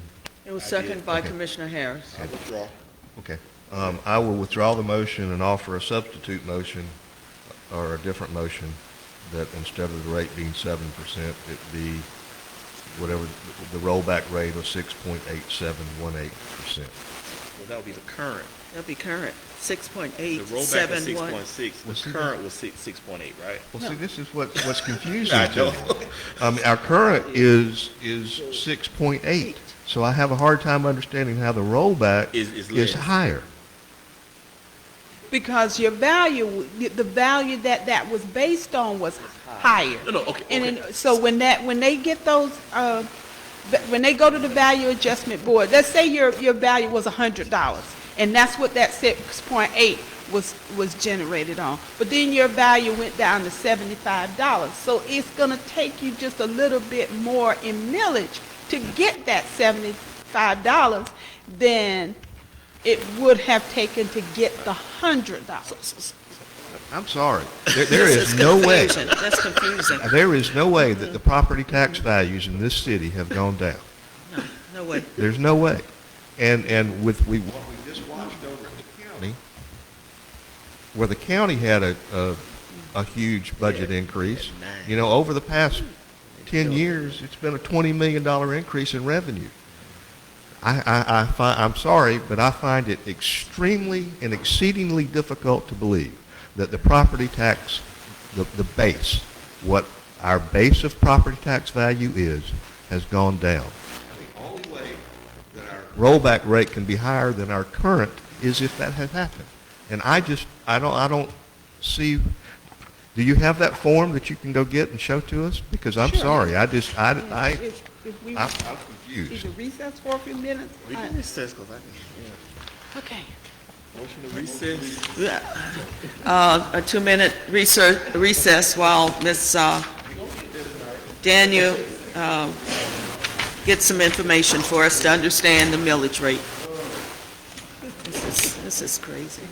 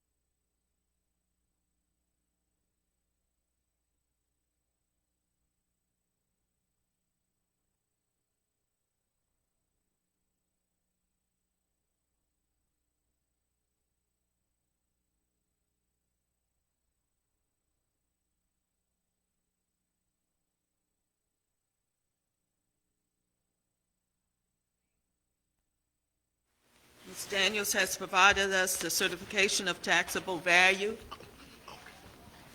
A copy. Ms. Daniels, you want to take us through the important parts of this that we were discussing earlier in terms of the...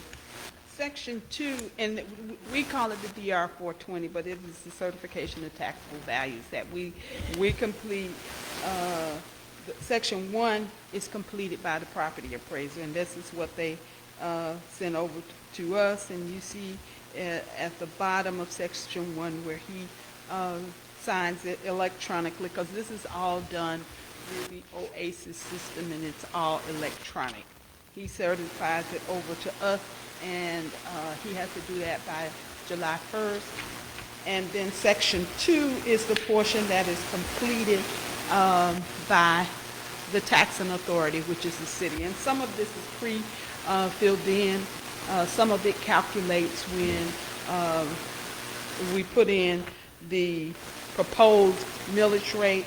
Line 16 is the current year rollback rate of 6.8718 per thousand.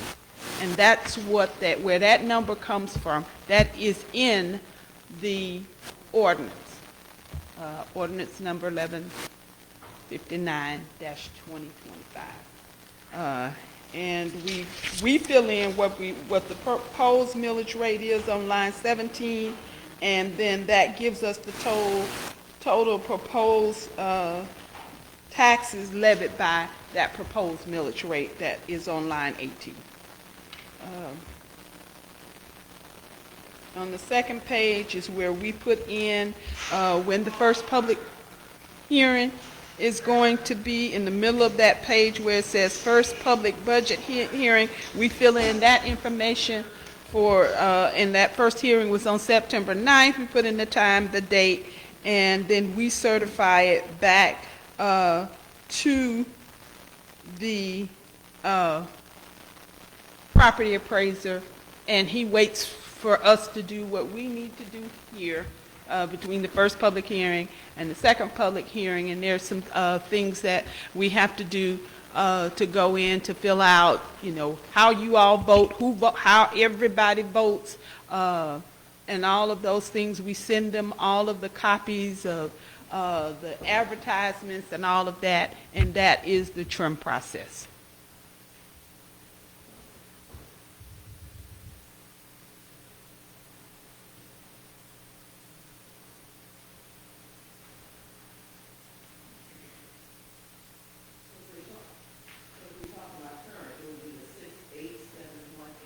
Yes, ma'am.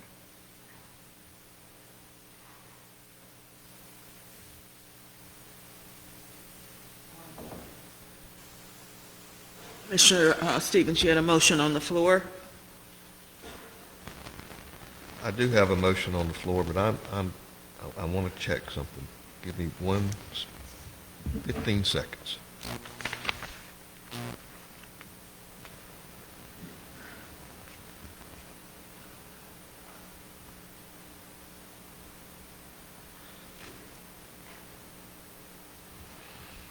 All right, to make sure I understand, Ms. Daniels, and you have this document in front of you.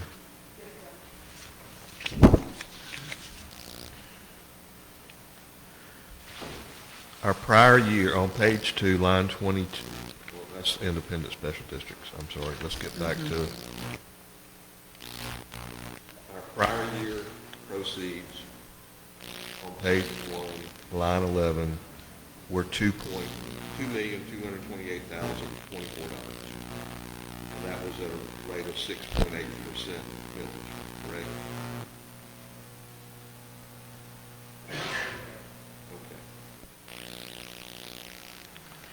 At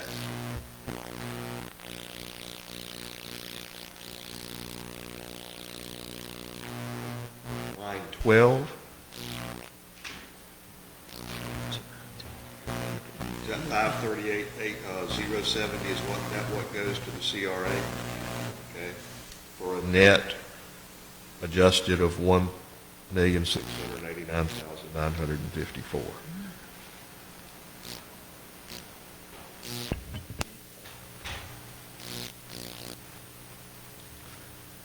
the adjusted current year taxable value. So this is what the property appraiser is saying the value of the properties in the city are worth, $245,927,303.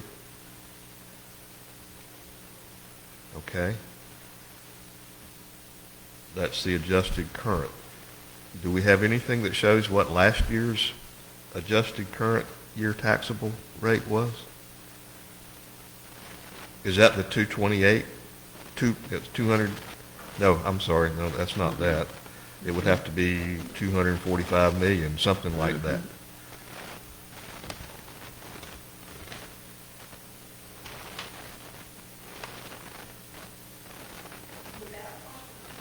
Well, I'm trying to, so it gives us what the adjusted current year taxable value is, but I see nothing that shows what last year's adjusted current taxable value was, so I can determine whether or not our tax values have gone up or down.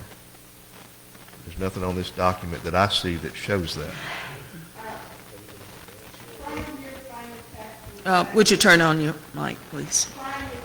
Prior year gross taxable value was $327,650,542, and that is on line 7.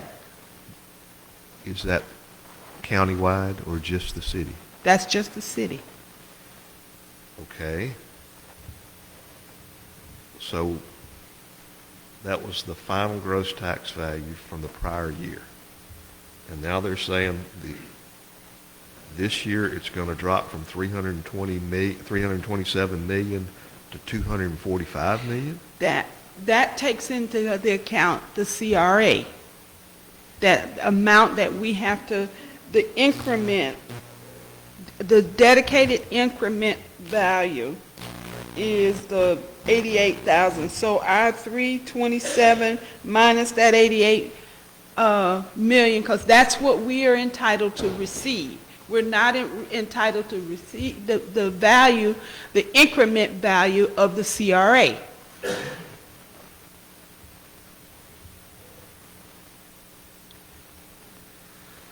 I understand that, but I'm still not seeing an apples to apples that's telling me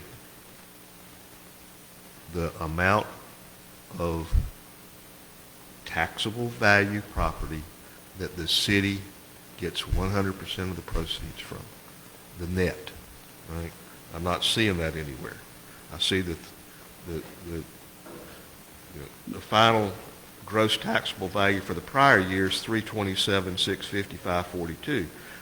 Right above that, line 6, current year adjusted taxable value is 334,567.82. And that takes that adjusted taxable value is less any new construction, rehabbing. So that's just the value of all of the properties, except those properties that were built new or that did some remodeling work and they got a building permit, all of those. So you have the gross taxable value. Then you have the value of any new property or the value of any improvements to properties. And that's what the prior year gross taxable, the final gross taxable value, the current year adjusted gross taxable value. That's current year. That's at 350 million minus the 16 million is the 334.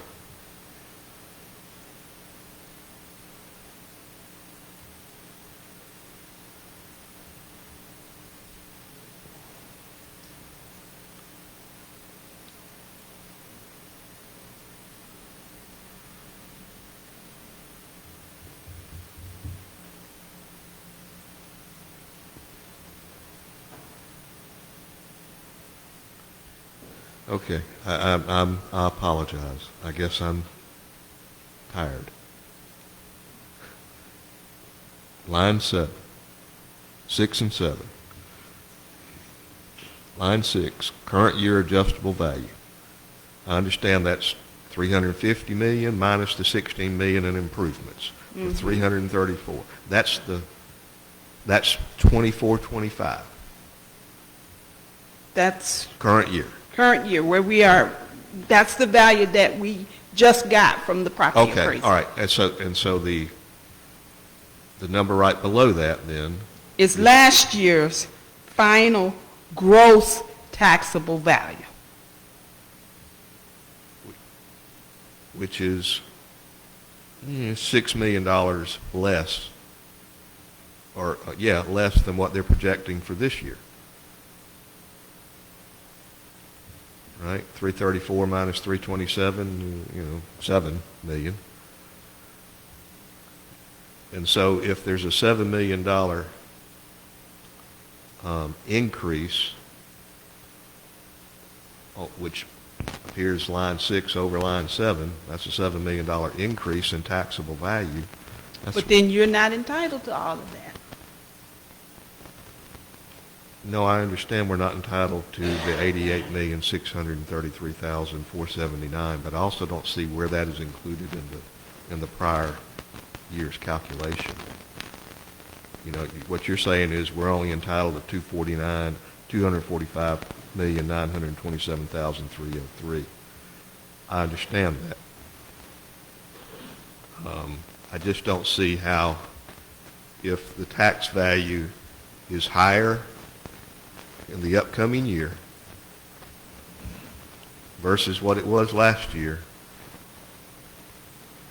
I mean, that would seem to me, that's showing a drop from 334 million to 245 million. Because we have to take out that value, that taxable value that is dedicated to the CRA. And it says dedicated increment value. On line 14, that's the value, that's the value of the property in the CRA. But remember, with the CRA, we're frozen. We're not entitled to that, to the taxes on that value. We have to give it to the CRA because that's the way they're designed. Okay, all right. And so that's how we get to the 245. That's what we are entitled to. Okay. The taxes on that piece. All right. Then I guess I'm going to eat some crow, if somebody knows how to make crow pie. Maybe Andy Taylor knows that recipe. He used to say that a lot. Then I'm going to propose use rollback rate of centers moving forward.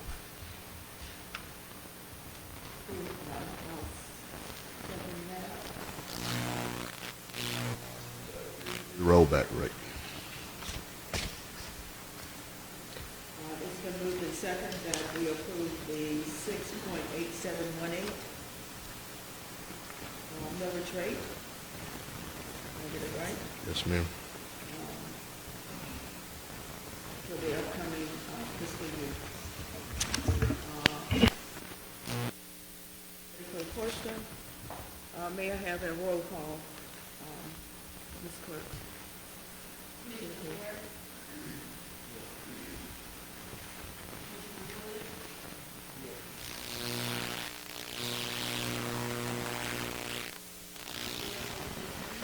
Yes.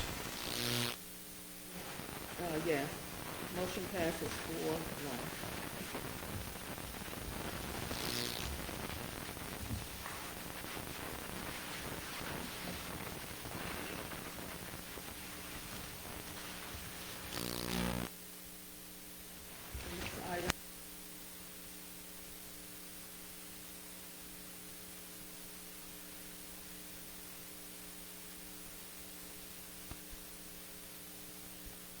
Mayor, I move to take up item 6, the ordinance 1160-2025.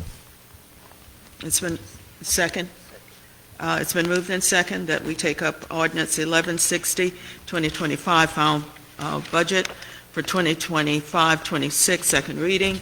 Are you ready for the question? All in favor say aye or yes. Aye. Motion passes 5-0. May I have a motion to read ordinance 1160, 2025, final reading, fiscal budget 2025-26, second reading? Commissioner Harris. By title only, yes. Second. It's been moved in second that we read the ordinance by title only. Madam Clerk, will you poll the commission?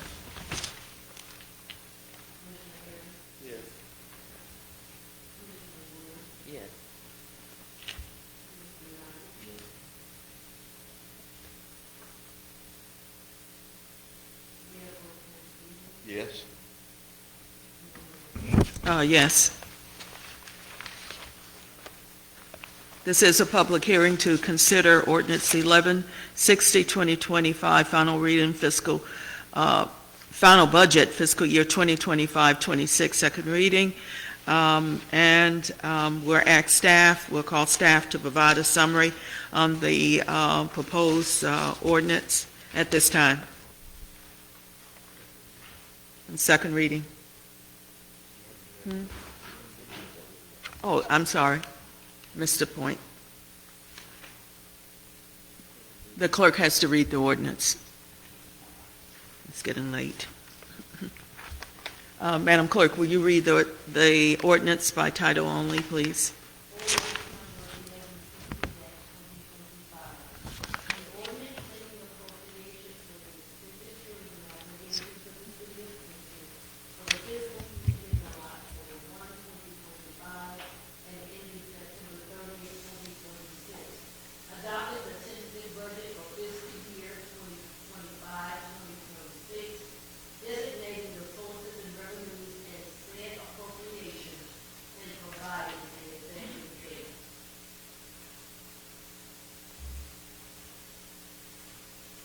Thank you.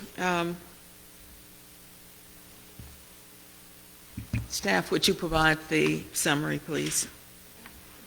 This ordinance that we have before you sets out the budget for fiscal year 2025-26. The ordinance is adopted by fund, is listed by fund with the general fund being $12,147,300, CRA $3,148,200, business activity $717,514, sewer $2,327,134, electric $14,619,412, water $2,063,000, gas $1,567,000, refuse fund $1,619,000, landfill $141,000, and the internal service fund, the IT internal service fund $326,901, for a total of $38,656,581. At this time, we'll open up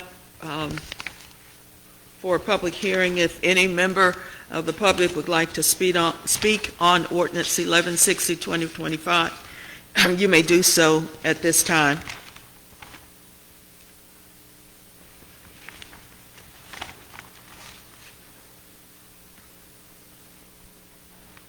Good evening, Mayor. Yes. Derek Elias, P.O. Box Elias. 2171, Quincy. What you all are undertaking tonight appears to be very confusing to you all, and it's certainly confusing to us out in the audience. As I said a little while ago, expediency is not always the best answer. It appears as though the budget is being prepared and presented in one way, but you all are going to actually effectuate some type of changes that we really don't know what they're going to be. And at this point, you all may not actually know what they're going to be. So I would ask that you all give us some time. I think the meeting can be extended if necessary to make sure that you all know specifically what you're voting for, because as I heard Commissioner Harris say, if you don't get it right, tonight, next year this time, you're going to be doing the same thing all over again. Thank you, Madam Mayor. Thank you. Any other comments from the public?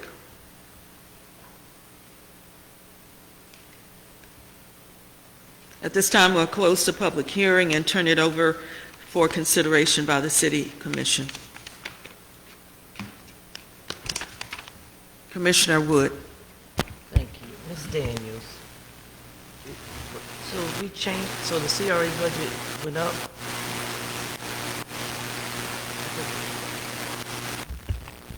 We went back and looked as the attorney directed. We went back and we looked at all what was in the CRA's budget, what actually was projected to be spent. And so that the reason it went up is more monies were being rolled over from last year. We went back and looked at exactly what is projected to be spent, what's going to be left over in the catalyst projects, as well as monies that was going to be left over from either personnel services or operating funds. And those monies from personnel services and operating that were going to be left over from this current fiscal year, they got rolled into the catalyst projects as you all voted. Half went into the housing project, which was the energy efficiency project, and half of it went into the infrastructure project. So it was just more money that's being rolled in, not anything with the new TIF money.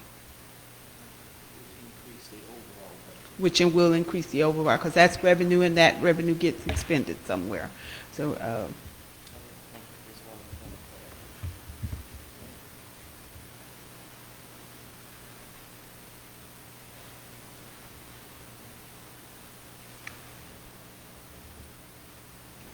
And I just want to remind you the action, the adoption of the millage rate at the rollback rate affects how much new money in TIF funds that needs to be brought in. So that will mean that the budget will have to be reduced by whatever the difference is.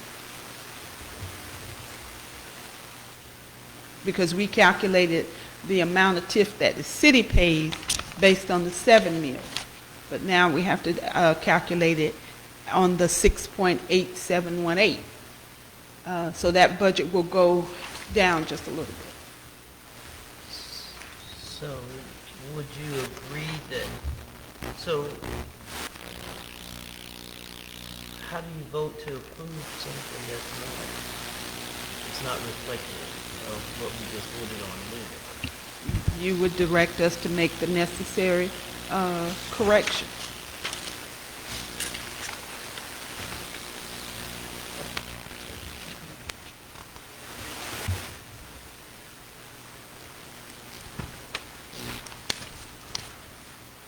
Other comments by commissioners?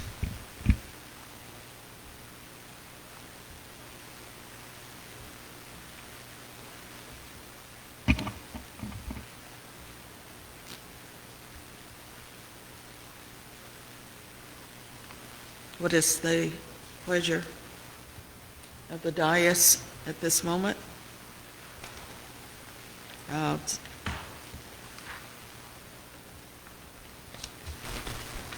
We have the rest of the week. And to September 30th. I move that we extend this before we make a vote tonight. As far out as we possibly can. Did you say October 3rd? You have to check on that date. But I think we need to have whatever the changes are in front of us. Now, I just don't feel comfortable with saying, oh, vote on it and with the necessary changes. No. I need to see the necessary changes and what they're going to be. So what is our latest date that we could come back and actually see this? we would have to send out a notice to continue this meeting. That has to be noticed in the paper, and we could, and I'm not sure because all the papers have changed now. Tallahassee Democrat, you used to call them in a day and have it in the paper in a day or two. We would have to, this would have to go to the Democrat because I believe we have missed the deadline for the locals. So it would have to go to the Tallahassee Democrat. Hopefully they can get it in Saturday or Sunday. And then the meeting has to be held within 2 to 5 days after it goes in the paper. So the 30th is on a Tuesday, and the 3rd of October is on that Friday of that same week, to give some context in terms of dates. Commissioner Stevens. Would it be possible to get the ad in the paper by Friday, and would we be able to meet on Monday or Tuesday? I can see, I don't know what the deadlines are. Tomorrow would be Wednesday, and I don't know what the Democrats' deadlines are for getting advertisements to them. It may have to be Saturday or Sunday, but we can certainly try. Well, I would suggest we get it as good as we can. Try to come back. I mean, we've got a CRA budget, we've got to take it up. I think maybe Monday or Tuesday, we can look at that. On And, Monday, the 29th. yeah, and if we can do it the same night, we all got to be here for that. With that, you know, that gives y'all a couple of days to do some soul searching in the budget to reduce whatever that number is, and get it to us, and then we can come in and discuss those on Monday. We will let you all know as soon as in the morning comes. We'll get on the phone with the Democrat to see if we could get it. Hopefully we can get it on Friday. If not, it'll have to be on Saturday or Sunday.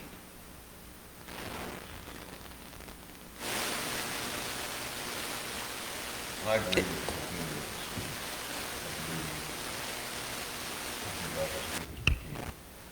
So you would need to recess this public hearing. Yes, we'll have to recess, but we need to establish a date a tentative date to come back.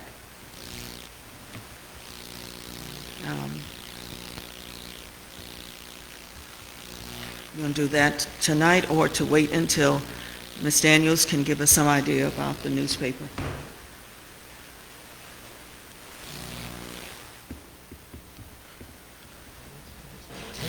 Yeah, Tentatively on we Monday. can set it for Monday. I mean, and if we have to change, we'll. Monday after the CRA. The CRA is at 5 o'clock. This can be at 6 o'clock on Monday. We'll be fine. Ch- Easy. Well, it's just the budget, so hopefully, So wow. hopefully, we can do it within an hour. So Try to do that.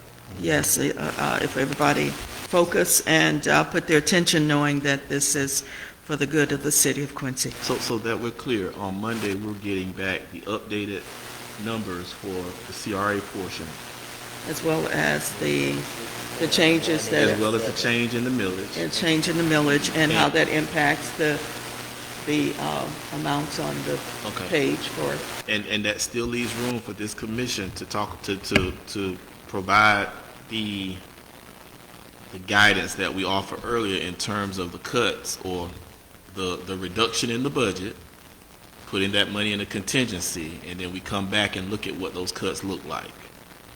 'Cause that's if we decide on the percentage for the overall budget. And Agree you on all that. have already adopted a millage rate. We've So adopted that the millage part rate. That's will done. I not get need it. to be addressed. How do I say this? Well, I guess that would be difficult for you to come back with you would come back with the overall numbers for a ordinance on Monday that is reflective of what we have tonight based on the 6.8, or would that also include the reduction in the budget? Because I really believe that if we're going to move forward budget-wise, we're going to have to undertake that.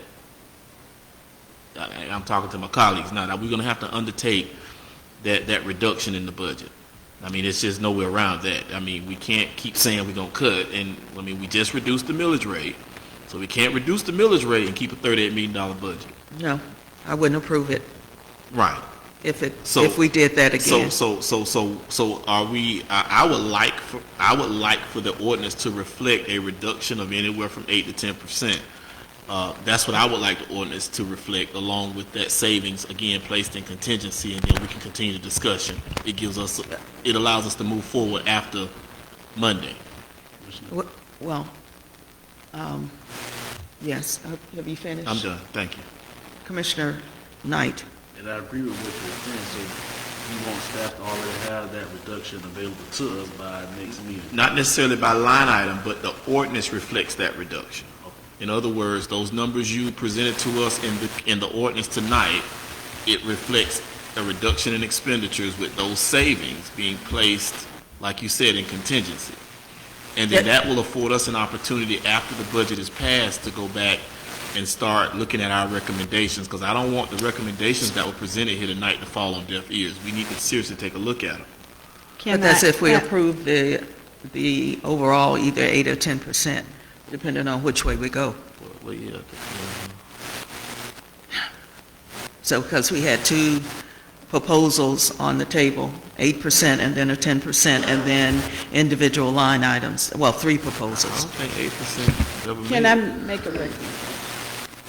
Yes, ma'am. Ms. Daniels, We can bring 2 ordinances. pardon? I can bring 2 ordinances. One with 8% reduction, one with 10% reduction. I'm not interested. I mean, once I'm looking at the 10%, I wouldn't even bother you with that. I didn't know that 10 had been requested, so I'm okay with the 10%. You don't have to, I mean, unless commissioners want to see the 8%, I'm okay with the 10% that was passed out tonight. I think it was Commissioner Knight that passed it out. And I think, and then it gives us an opportunity to go back and look at the recommendations that was presented by Commissioner Stevens, and along with recommendations from other commissioners. I just want to make sure that we're set up to be able to go back and take a look at those. And I need to ask for one exception on that reduction, and that is in the non-departmental. In the Non-departmental section of the general fund. Oh, okay. Because That's that, fair. again, that's where we're funding. And you did explain our that. insurance. We Right. don't know We what don't control our it. property and liability and automobile insurance is going to be. We have not I gotten all of that. So we've gotten a part of it. I So don't disagree with that, because you're right. Those are things that we don't control. we have no control Right. over. So I need a motion. Hold on, you still have. Dr. Wood, Commissioner Wood. Okay, thank you, Mayor. So, let me just be clear on what we're asking. You're asking for a 10% reduction in the expenditures from, across the departments, and also looking at individual line items? Okay. I just want to make. In order to get that 10%, we would have to come back and look at those lines unless staff have, and I want to know what staff recommendation would be. I would much rather know what staff recommendation would be as opposed to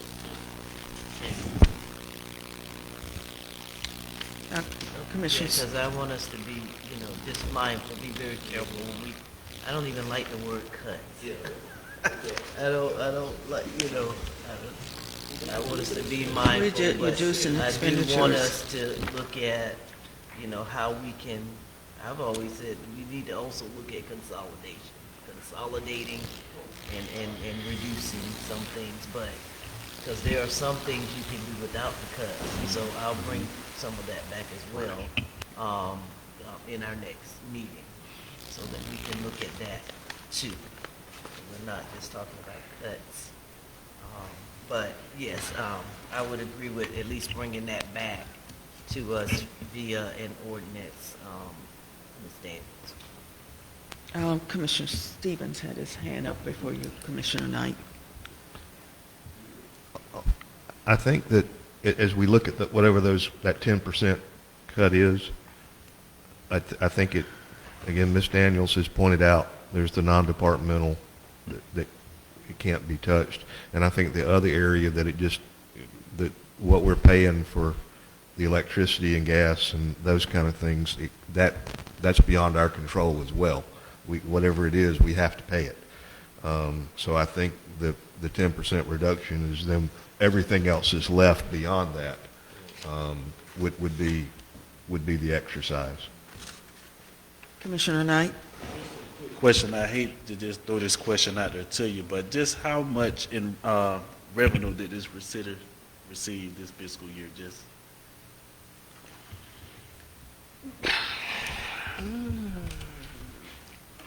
Probably somewhere about, I think we'd had this discussion around 30 million, 32 million. I can't remember what that number was. It's between 30 and 32 million okay, thank you. so far. It's 8 million over. I need a motion. I'll make a motion that we extend the meeting through to come back on either Monday or Tuesday, depending upon the advertisements of the Democrat, and that staff be directed to bring a budget back reflective of the cuts that we made in the millage tonight, with a 10% recommendation on all items, not including non-departmental and Placed in contingency. and the utility funds that we have to, the electric payments, those things would not be included in that cut, and it would be placed in contingency. It's been moved in second that we come back in terms of ordinance 1160, 2025, our final budget, and to do everything that Commissioner Stevens has said the staff needed to do. And Are you ready? And a vote to recess this meeting after that. The hearing This hearing, afterwards, I mean, yeah, sorry. but let me carry the motion. And it has been second. Ms. Clerk, did you get that motion with all the details that were provided by Commissioner Stevens? Okay. Are you ready for the question? Discussion. Discussion, Commissioner Knight. With the motion, that's everything within our enterprise fund. No. No, it would exclude Yeah. the enterprise fund expenses Non-departmental. related to what we're paying our utility provider, the Purchase power. the Purchase power, yeah. power purchase and gas purchase. Yes. That would not. Every other expenditure Every- comes out in personnel, etc. Yeah. Yes. Are you ready for the question? All in favor, would you do a poll, please? Commissioner Harris? Yes. Commissioner Wood? Yes. Commissioner Knight? Yes. Mayor Pro Tem Stevens? Yes. Mayor Nash? Yes, motion passes 5-0. I need a motion to recess or to close out this public hearing. Recess public hearing. There are specific words that are required by Did I say trim. recess? Recess, the public hearing. Don't close. Okay, I thought I You said said that close word. out, I don't know. Oh, okay, all right, I'm sorry, I said recess at first. You and then did, that. but then, or close out, I just wanted to be clear. Okay, thank you for the correction. May I have a motion to recess this public hearing on ordinance 1160, 2025? Second, it's been moved in second that we recess this public hearing on ordinance 1160, 2025. Are you ready for the question? All in favor, say so by yes or aye. Aye. Aye. Motion passes 5-0. The next item is Resolution 1495, 2025, Gaston County High School Homecoming Parade. Mr. Ash, would you provide us, you and Chief Hill, Yes, the summary? Mayor, this item is supposed to be the homecoming parade. Chief Hill will talk about the road closures and the route of the parade. Mayor, Commissioners, City Manager, Attorney, and Madam Clerk. The 2025 Gaston High School Homecoming Parade will be held October the 10th, 2025. The school is requesting that we provide road closures for a route leading out from Ward's Lot, going north to West King, traveling east on West King, and coming back down Adams Street. And once they get to Washington Street, they're going to turn back and come towards Ward's Lot. So it's basically going to be a loop.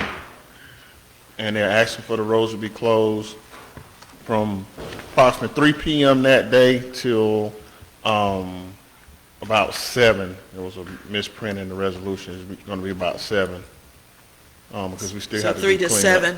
Yes, because we still have to do street cleanup and stuff and whatnot. So it's a correction in the the Yes. resolution. Resolution, just that time, from 3 to 7. And also provided operations plan with officers. The school is actually going to pay the fee for the officers to work the parade, and they also going to provide the insurance. They were made aware of that today, and they'll be getting that to us before the week is out.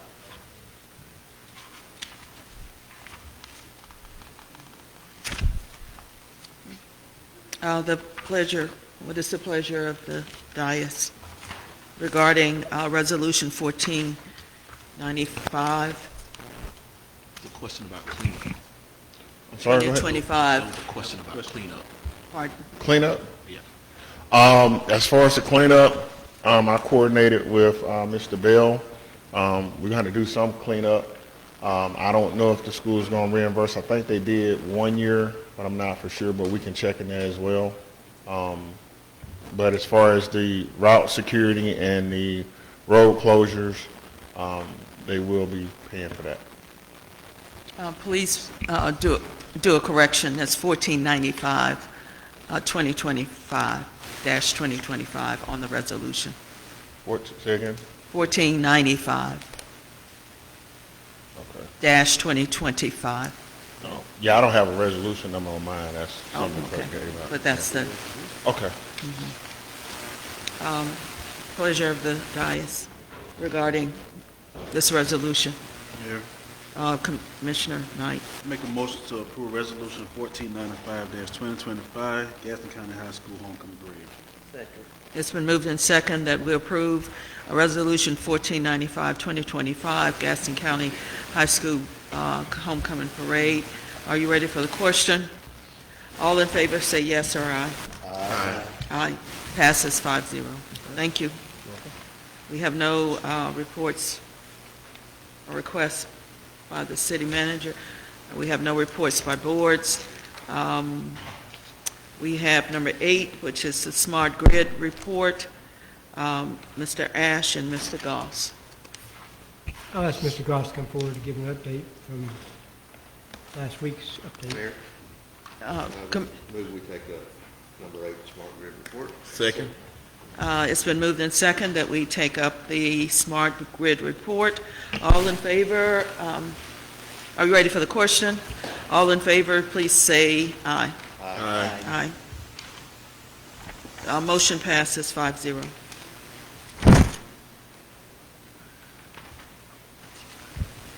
Good evening. So we downloaded, we're actually pulling 2,551 election meters, the billing data, pulling that data every hour right now, and 2,442 water meters, and that includes about 120 gas meters. When we went to pull the water and the gas meters, we need some integration assistance from Tantalus. On their back end, they have to generate the billing file sent to us, and since we haven't actually had a purchase order with them since 2020, I've included this quote again. And I'm going to go through this with you real quick so you understand what this quote is for. The first line item is 30 meters. They're non-remote cutoff. These meters run with a new firmware, so they can communicate with the new electronics in the system.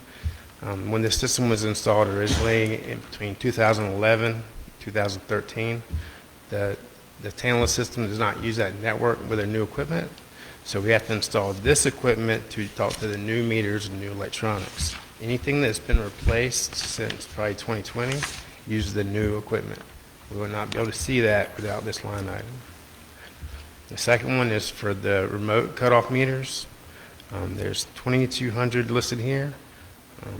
That is their estimate of meters that need to be replaced by what's not showing up in the system right now. The next line item is deployment services. This is the important one. This is how we pay them to make changes to the billing files, to integrate with ADG, and to integrate with Acceleron, the guys that are going to do our billing, at the prepay app. Okay. The next two items are just licenses for devices. The 2,230 licenses are licenses for the new electric meters. There's a one-time license fee for those. And then the ERT water meter license, that 4,800 of those, because we're seeing a lot of meters, but we start replacing them, we're going to need the new ones. Now, I spoke to Jonathan about this, and he says if we can get the purchase order, nothing we build until it is shipped or delivered. So there's a 4-month lead time on these meters. So if we don't get some ordered, it's going to stall at this point. We can order these meters from a third party at about double the price. I know we're talking budget, but we got to figure out a way to get this equipment or we cannot move further. We at least need to get the deployment services a purchase order on that.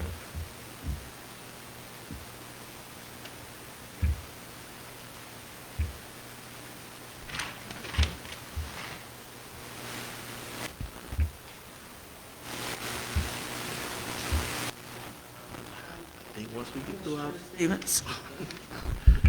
Remind me, I know I think 2 weeks ago or 4 weeks ago, we talked about this. Is this new money or has this already been funded? No, this is, the quote is from September the 2nd. The original purchase order was in 2020, and they only executed about $30,000 of that money. And then that project stalled at that point. Since we're picking this project back up again, they need a new purchase order to continue to work. I understand. Is the money in the bank to pay it? And I have to talk to the finance firm about that. I'd have to come to you guys and make sure that it's appropriate to move forward with this.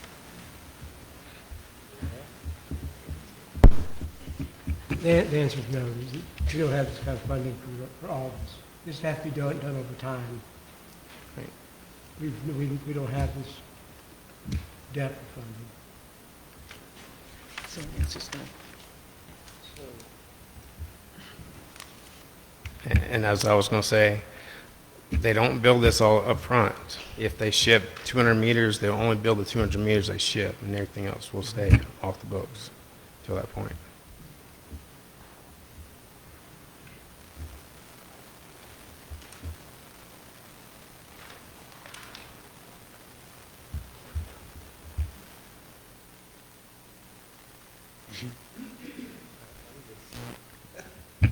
Comments, direction? Or it needs to simmer and digest? only, maybe. Commissioner Knight.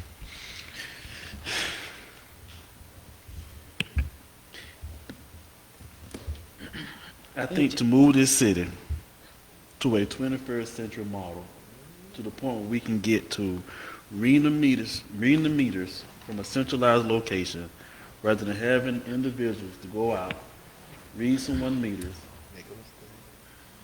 Hopefully we get some compliant weather that day, or any other external factors, dogs in the yards, whatever. I think we need to move forward with this project, and identify a source of revenue, so we can knock this off our agenda. That would just be my line of thinking.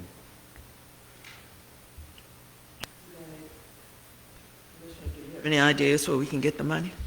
I mean, we are proposing a 10% cut in the budget next year. I was just going to say, we're on the right path. Commissioner Harris. The direction we've given to our finance department tonight. We're on the right path. We're reducing our expenditures and freeing up some money to get some of these projects done that's been holding us back. So I'm in support of that. Commissioner, City Manager. One thing we do have smart grid money, but it's the money we have invested in Florida class right now. So we could pull that back out and put it back in the smart grid. That many?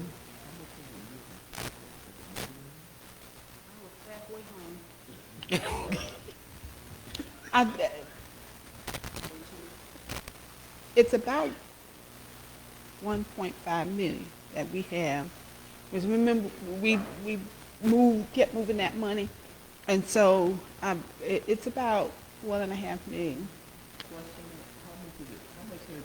Have we haven't gotten a report in a while on how much it's generated or how Well, much it's made being invested? And that's something that we probably could do tonight. I'm glad you asked that, because we have been having trouble getting, nothing is happening with the bank account or anything. Everything has been frozen. But in order to be able to get in, to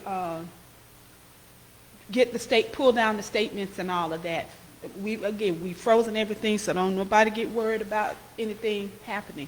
The names that were on the account were Ms. Cardi, Mr. Nixon, and she didn't even have, Ms. Shackelford didn't have access to the account, but she had access to be able to pull down the statement. And so all three of those people are gone. And that was one of the things that Mr. Nixon was working on before he left, was, making that transition. So we've spoken with them, and so someone could make a lovely motion to designate Mr. Ash and myself as the authorized agents for the Florida Class account, so that and have it in the minutes so that we can send it to them.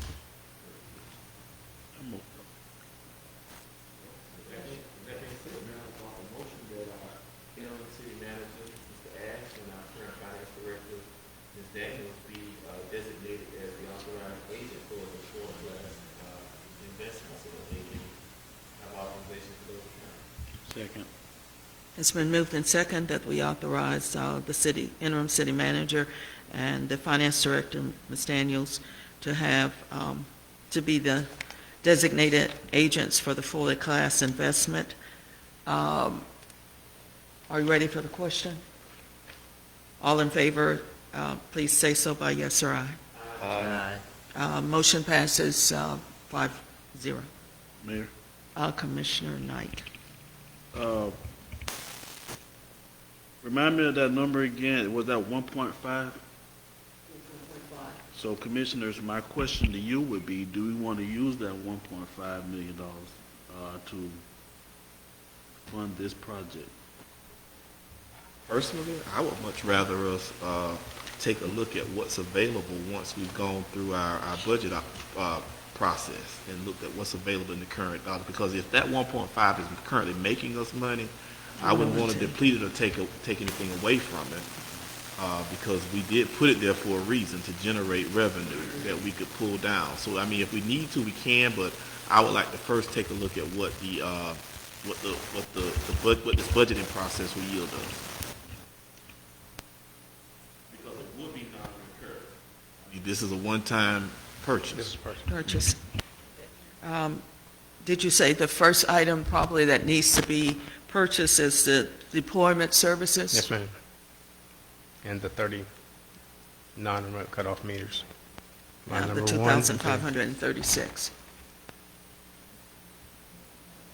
Okay. The deployment services at 28,130, and the 30, is it meters? Yes, ma'am. Intelligent endpoint modular at 2,536, 20 cents.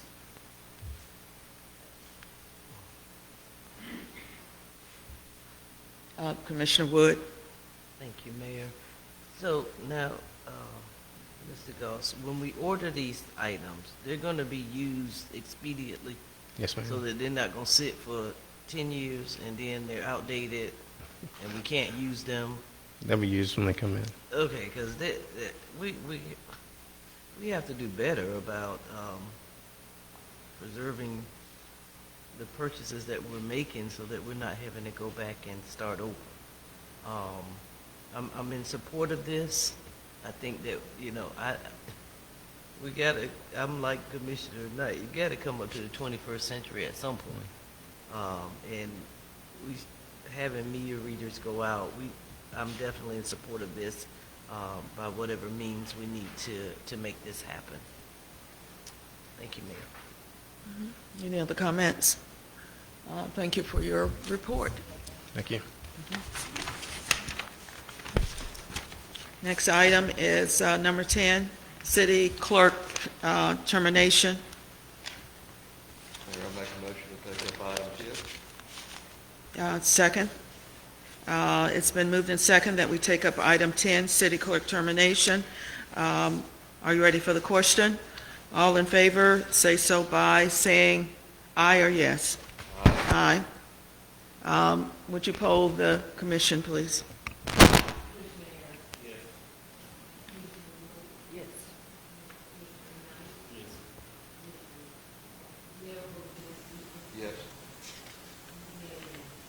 Yes.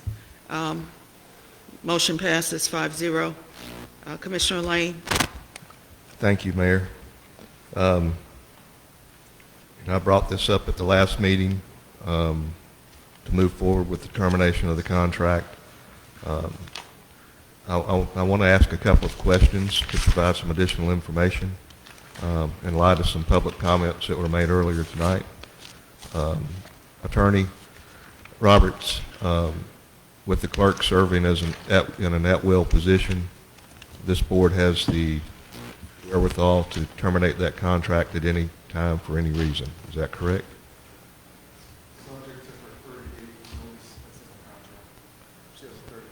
Yes, sir. I understand that. Yep. And to put that in place, we have to move forward. I'd like to ask Ms. Daniels to come forward. I have a question. Getting them steps. Ms. Daniels left the building this. Ms. Daniels. I don't think the mic is on. Ms. Daniels, during the course of the investigation that has taken place by outside law enforcement agencies, are you aware that Ms. Shackelford did indeed accept cash for cemetery plots?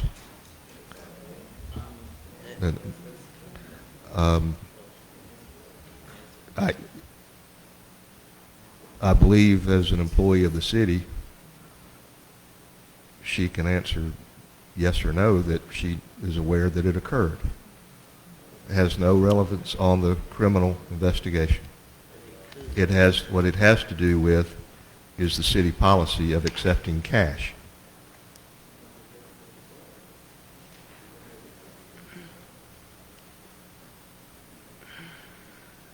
The only thing we can go by is what's been published. We can't as employees know what's been transpired. Okay, all right. So do we know that Ms. Shackleton accepted cash?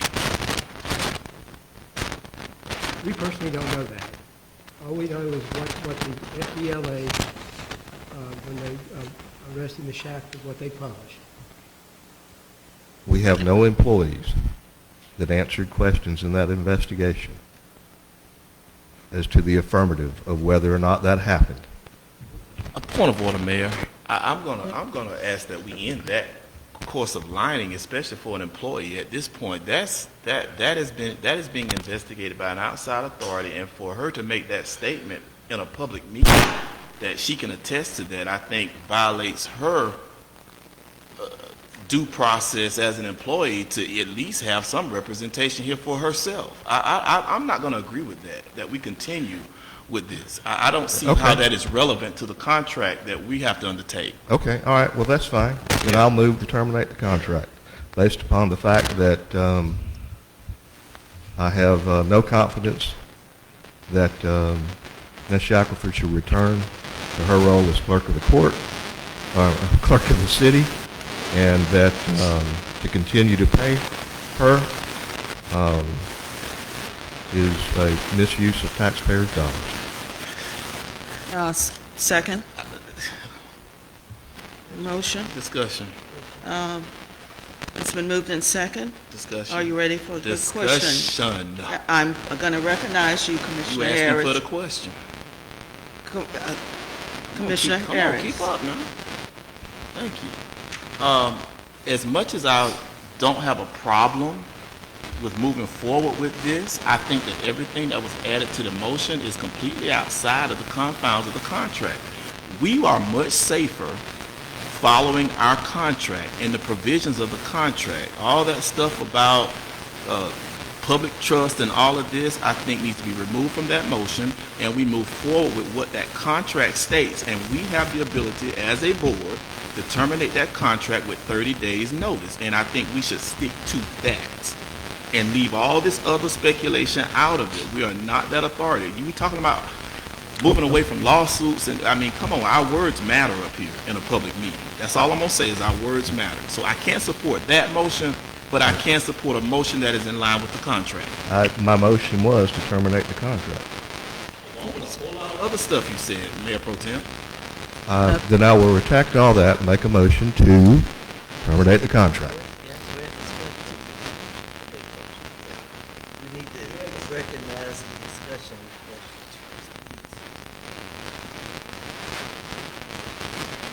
Commissioner Wood. I think that, based in light of what was just said, I think the attorney said it, that we have to give the 30 days notice. And as far as I know, I don't think the clerk is still getting paid because we already voted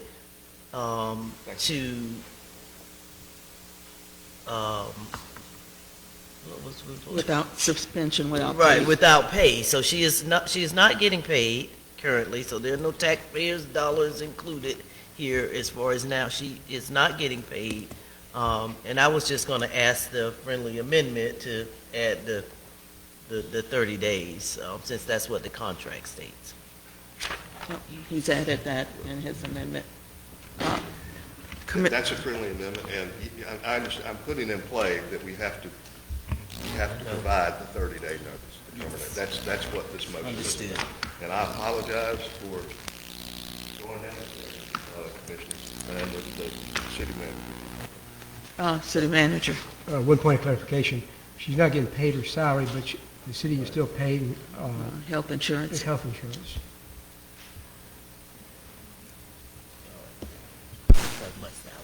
The motion is on the floor. Would you poll the commissioners? Can't you read the motion again, please? Would you read the motion again, please? Ms. City Clerk.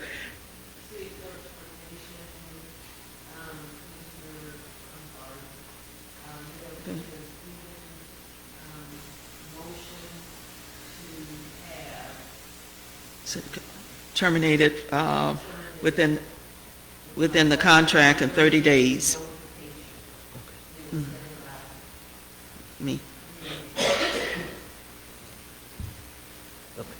Gotcha. Are you clear? Yes, thank you. Would you hold the commission? Discussion. Commissioner Harris. Thank you. And I just want one point of clarity with the, now there has been some stipulation placed on, and which is why I took up concern with it in the last meeting, and even the meeting prior to. So this commission has voted for a suspension without pay. Under what authority do we have to do that under the confines of her contract? The only thing we have an obligation to do is to dismiss or to end or terminate the contract with a 30 days notice. When you put an employee on suspension without pay, let's say they're a city employee, there are certain steps and policies that management is supposed to follow through. We don't have any of those provisions. And so what we've done as a commission is pretty much just kind of made our own rule as we go, and now we're going to go back and try to follow the contract. That suspension without pay, I believe, puts us in a legal bind, because we have an obligation under the contract, or to be within the contract, is to terminate within 30 days. And I'm okay with voting for that, but I am not comfortable with just continuing that suspension without pay. I believe that puts us in a legal bind. It's already done. We done voted on it. I just want to bring that to the attention of this dais and to our attorney. That's my only concern about it. I'm ready to move forward with the 30 days notice, and it needs to be provided in writing according to the contract, if I'm not mistaken. So I'm assuming the mayor or the city manager will inform her of the 30 days notice of terminating that. But I do have concern about that undertaking of that suspension without pay. I think we may be in violation of the contract, because the contract does not speak specifically to suspending any of our appointed officials with or without pay. Thank you. You want to address that, Attorney Roberts? Yes. Three parties that work for the city manager, city attorney, and the clerk. We work under the, for the purposes of the commission. They do have the authority to discipline us and things of that nature within the confines of our contract.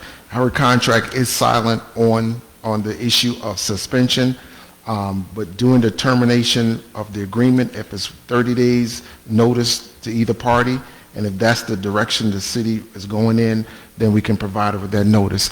I did speak with her attorney, and I told the attorney that after this meeting I would brief them on what the decision of the commission would be. Mayor. Are we still in discussion? Commissioner Knight. So from my understanding, and this is a question to the attorney, were we out of compliance with suspending the clerk based off of, or no language in that contract that speaks to that? The contract was silent on that issue. So I do not believe that we were outside the confines of the contract. It was silent on that issue. So it was in order to suspend without pay? I would agree with that statement, yes. Commissioner Stevens, you had something before we take a vote? No, I know when the vote's going the right way to show it. Okay. Would you poll the commission, please? Madam Clerk. Commissioner Harris? Yes. Commissioner Wood? Yes. Commissioner Knight? Yes. Mayor Pro Tem Stevens? Yes. Mayor Nash? Yes. A motion passes 5-0. We're down to comments. City Manager.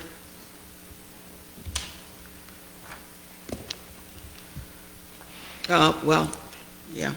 11, Mayor, Pardon? item number 11. What's our position on that? That item was left off on a vote, a failed vote of the commission. Yeah. It was the But at the, local agreement with the... now, there is a provision that when you do have a failed vote, it can be brought back up at the same motion, at the same meeting for reconsideration as well. even though we voted 3-1 to consider the action? No, on item number 11, I believe was voted, it was 2-2, not to Yeah, include 2-2. it. Yes, it was voted. But the 2-2. original direction was 3-1, to bring this back to the dais. Oh, you're talking about at a previous meeting? Yes, previous Okay, meeting. Okay, all right, okay. Yeah. Well, let's be clear. Let's be clear. Let's be clear. The previous meeting was that the attorneys were going to get together, and each attorney was going to come back to their respective board with a plan or process or whatever to present to their boards, not a letter that talks about transferring property that they decided that they have selected for a site. That was not supposed to come back. They got together. The attorneys did get together and have that discussion. So, Mr. Attorney, did you get together and have that discussion? Yes, and did you come back and present that to this board? No. Okay, then, thank you. No, I did not. Okay, thank you. I'm good. No, I did not. Apparently I did not see the county commission meeting, but they had a vote on the county commission meeting. And that county commission meeting, I believe I don't want to speak out of turn because I don't know, I didn't see the meeting. It's right here in the letter. They told us what they did. Yeah, but they wanted us to take that matter up as quickly as possible. And he did present that information to me, and I expressed to him the language that needed to be in that document and that I would present it to the city for the purpose of seeing whether or not it will be on the agenda for tonight. Gotcha. Thank you. City Clerk, any comments? Yes, ma'am, at this point, preparation of the packet for this commission, I understand the importance of getting information out in a timely manner. And I really would like to express my gratitude to Ms. Juanita Bronson, who worked with me tirelessly in trying to put this information together. I realize that there's still some things that are not just quite grasped, but we are moving forward to do the best that we can do. And I also would like to thank Director Reginald Bell in his corners and giving me information. And I feel that it's difficult enough running or either managing the Department of Building and Planning. It is extreme right now. We're in the process of renewing business licenses.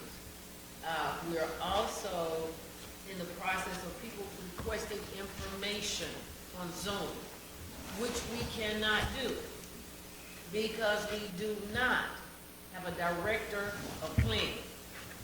We do not have a zoning person.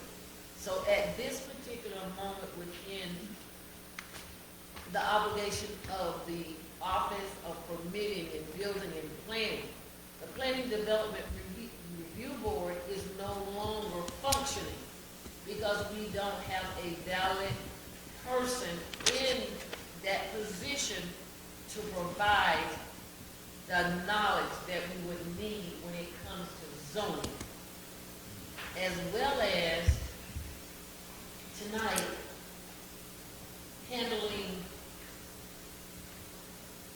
the interim city clerk's position. There are still some areas that are lacking and that they need to be more fluid in terms of providing training. And I do believe that, and I'm just speaking from my own personal experience, working for the school board for over 35 years, in most every department at the school board, any individual at any time could go into that department and basically do the necessary minimum to still continue to function because we were cross-trained. And tonight, I want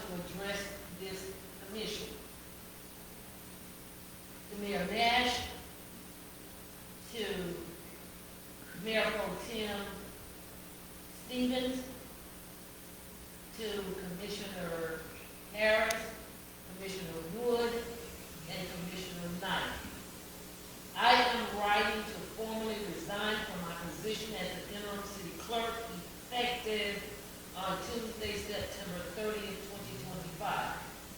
After careful consideration, I have decided that without the proper training and requirements to fulfill the extensive responsibilities of the city clerk's role, it will be challenging to perform effectively in this capacity, especially while also serving as the administrative assistant and permit technician in the building and planning department. I wish to return my previous role in order to fully dedicate myself to continuing my assignment as the administrative assistant / permit technician to the building and planning department. My brief tenure as interim city clerk has highlighted the need for further training and a deepened understanding of city ordinances, generating resolutions, record requests, generating accurate agenda development, minute taking, and meeting the needs of the city commission in a timely manner. I want to express my sincere gratitude to the interim city manager, Mr. Ash, Mayor Dr. Beverly Nash, and the Board of City Commissioners for your support during my time in this role. Thank you for your understanding, and I hope to continue contributing to our city in my previous capacity as the building assistant, permit tech, and assistant to building and planning, and as well as code enforcement.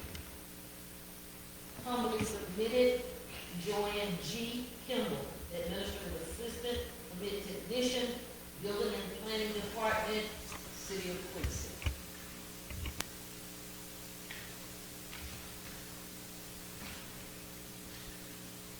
Need a motion to accept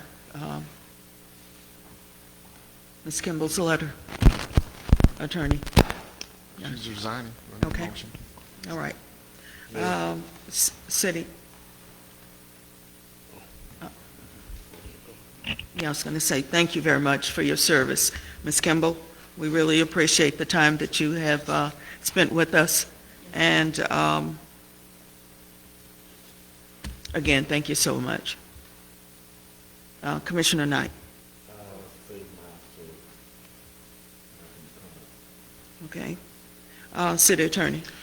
No comment, but thank you, Madam Mayor. Thank you also. City Commissioner Knight, then. Yes. Also, Ms. Campbell, thank you so much for holding the fort down for us. Your work has not been unnoticed, so just thank you for helping out your city and serving in capacity of our city clerk. So thank you. Also, with that news that we just received tonight, Mayor, I'd just like to offer a motion to send out an application for a city clerk with a window of 2 to 4 weeks.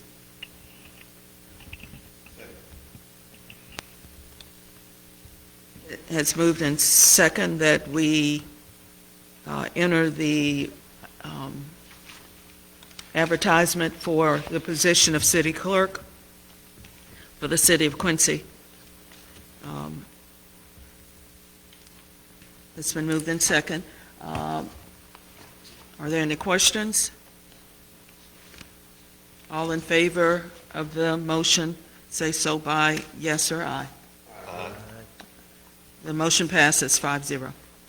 Also with that, Madam Mayor, this is for my fellow commissioners. We have been one in mind to potentially hold the rent on the rent.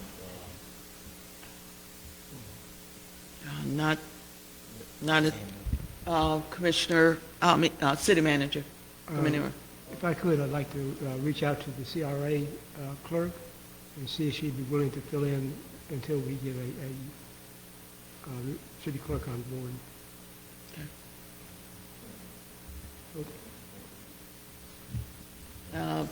Do we need a motion? Do we? I mean, I'm not that, well, I'm not that opposed to it, because she has skills. But, baby, we got enough going on in the CRA that we don't need her pulled right now. I would suggest, and this is just because I just heard Ms. Campbell say it, that Ms. Brunson had been helping, and I know Ms. Brunson does purchasing, but that's not something you're doing every minute of the day. And I think that she would have some free time to help as an interim for clerk for right now. I can reach out to her and ask that question. Do we need a motion for Ms. Brunson, or? That'll be.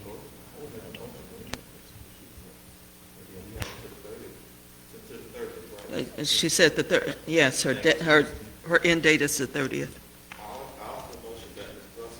Our interim clerk. Oh.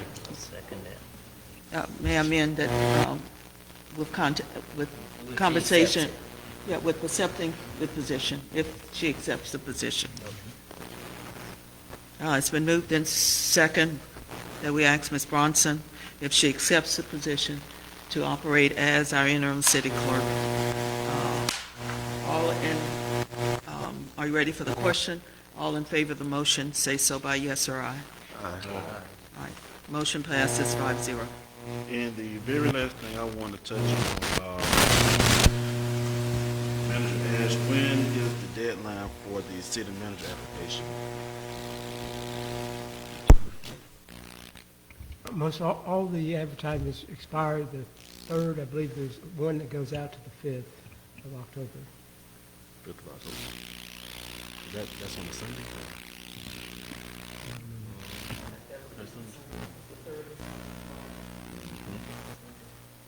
We're still receiving limited, with only one application so far. And with that, commissioners, remind me of the process again. Are we having a citizen panel? Or we just going to take a list of applicants?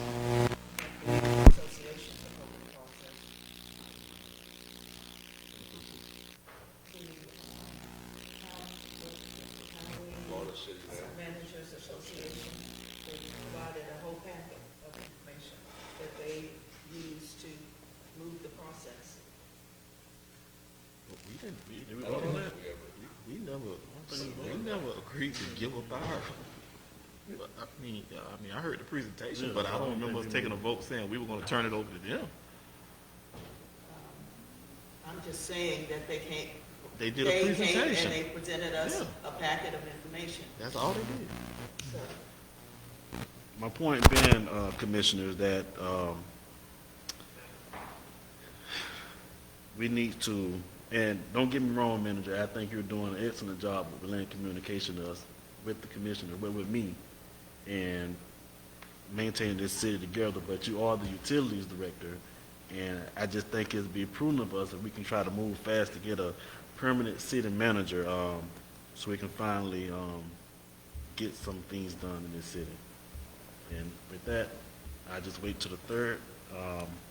That'll end my comments.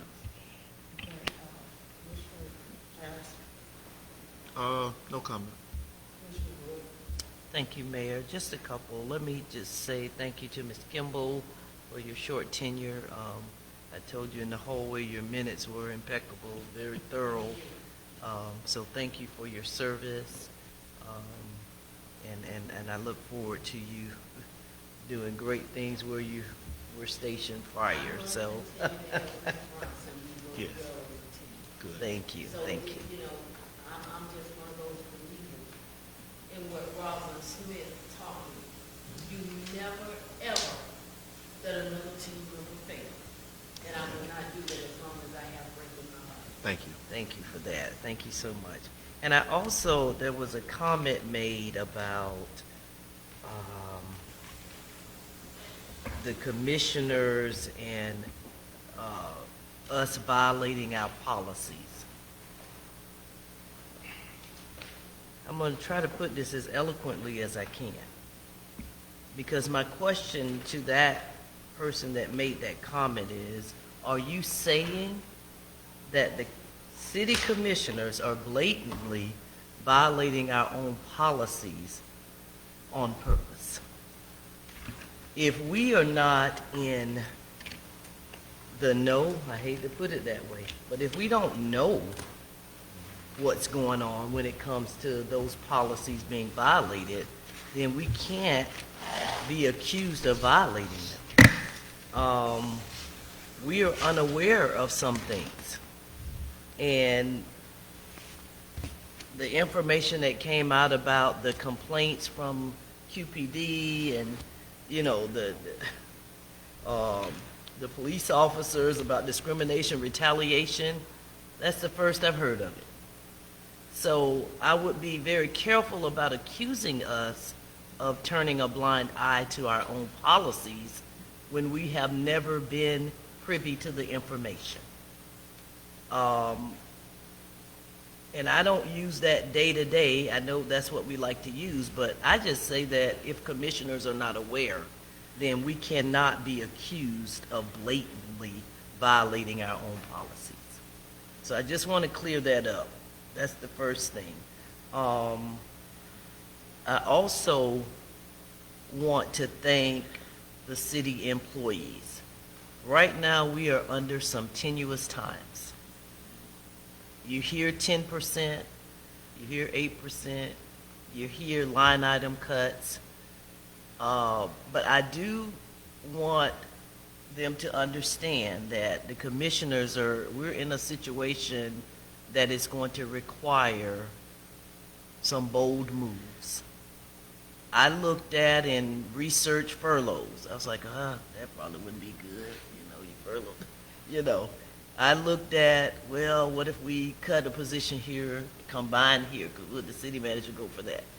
So I don't think that the decisions we're making up here are easy decisions. And I want the city workers to know that we do appreciate what you do, because I know that you're working hard every day.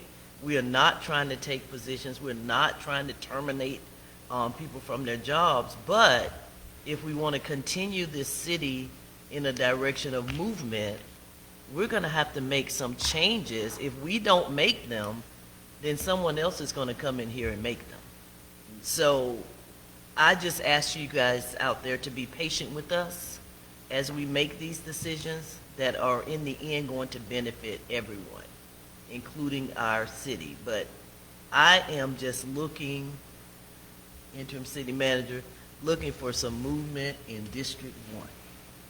I mean, we've talked about a lot up here over the last few months, but there are so many things that I need to get done in District 1. We still got tarp on houses, on roofs, and that's not all you. Some of that's CRA. But I see the guys out there working. Mr. Bell, I see you. I see you, utilities out there. So I just want to say thank you, because I don't want you guys to think we're just, and I won't say guys, but men and women of the city, thinking that we're just trying to take positions. That's not what we're doing. We're trying to get a budget that's manageable so that everybody that, that we can keep with the job. It may be a pay cut, it may be a reduction, but sometimes that's at least you have a job, And I'm not leaving myself out as a commissioner. I'll take a 10%. That's me talking. I ain't say all the commissioners up here, but me, myself, and I will do the same thing that I ask any employee to do. It ain't much. So bear with us, lift us up, and know that we are in your corner. I want to thank District 1. I drive around the neighborhoods. I see some things happening. It's looking good in some areas, but there are some areas that if we just pay attention to just our own yards, our own lawns, trash, litter, pick up what you see. We want to make our neighborhoods beautiful. So with that, hopefully we will one day get back to our policy making, because there are some policies that we were looking at probably a few months ago that we've kind of, dropped the ball, but I know we've had a lot going on. So thank you, Mayor, for allowing me to make those comments, and I will leave it at that for tonight. Okay, thank you. I'm going to pass out a correspondence that I got, as well as the interim city manager, regarding some financial issues or concerns. It's from the Department of Financial Services, and it's for our financial records for 2023, 2024, those items being submitted to the state. So I encourage you to read the document. We have a deadline, or we will have consequences, but I'm quite sure staff will meet those deadlines. Again, I echo Commissioner Wood's comments and every colleague on this dais. We need to pivot. And so, and pivoting, you have to make hard decisions. And this is hard times, and we want the survival of the city, and we have that at the best interest when we do the cuts, and we have to look at the betterment of the city of Quincy. So I thank you all. Again, I thank you, Ms. Kimball, for all your work, and you added additional sunshine to the city of Quincy with your smile and with your caring, compassionate customer service. And so we really thank you for your tenure you've spent with us, and we look forward to seeing you around City Hall. So thank you very much. Any other comments? Otherwise, Commissioner Stevens. I didn't get a chance. Oh, I'm sorry. Commissioner Stevens, will you provide your comments? I'm sorry. I'm sorry. Ms. Kimball, it was great talking with you earlier today and educating me a little bit. Thank you for your service.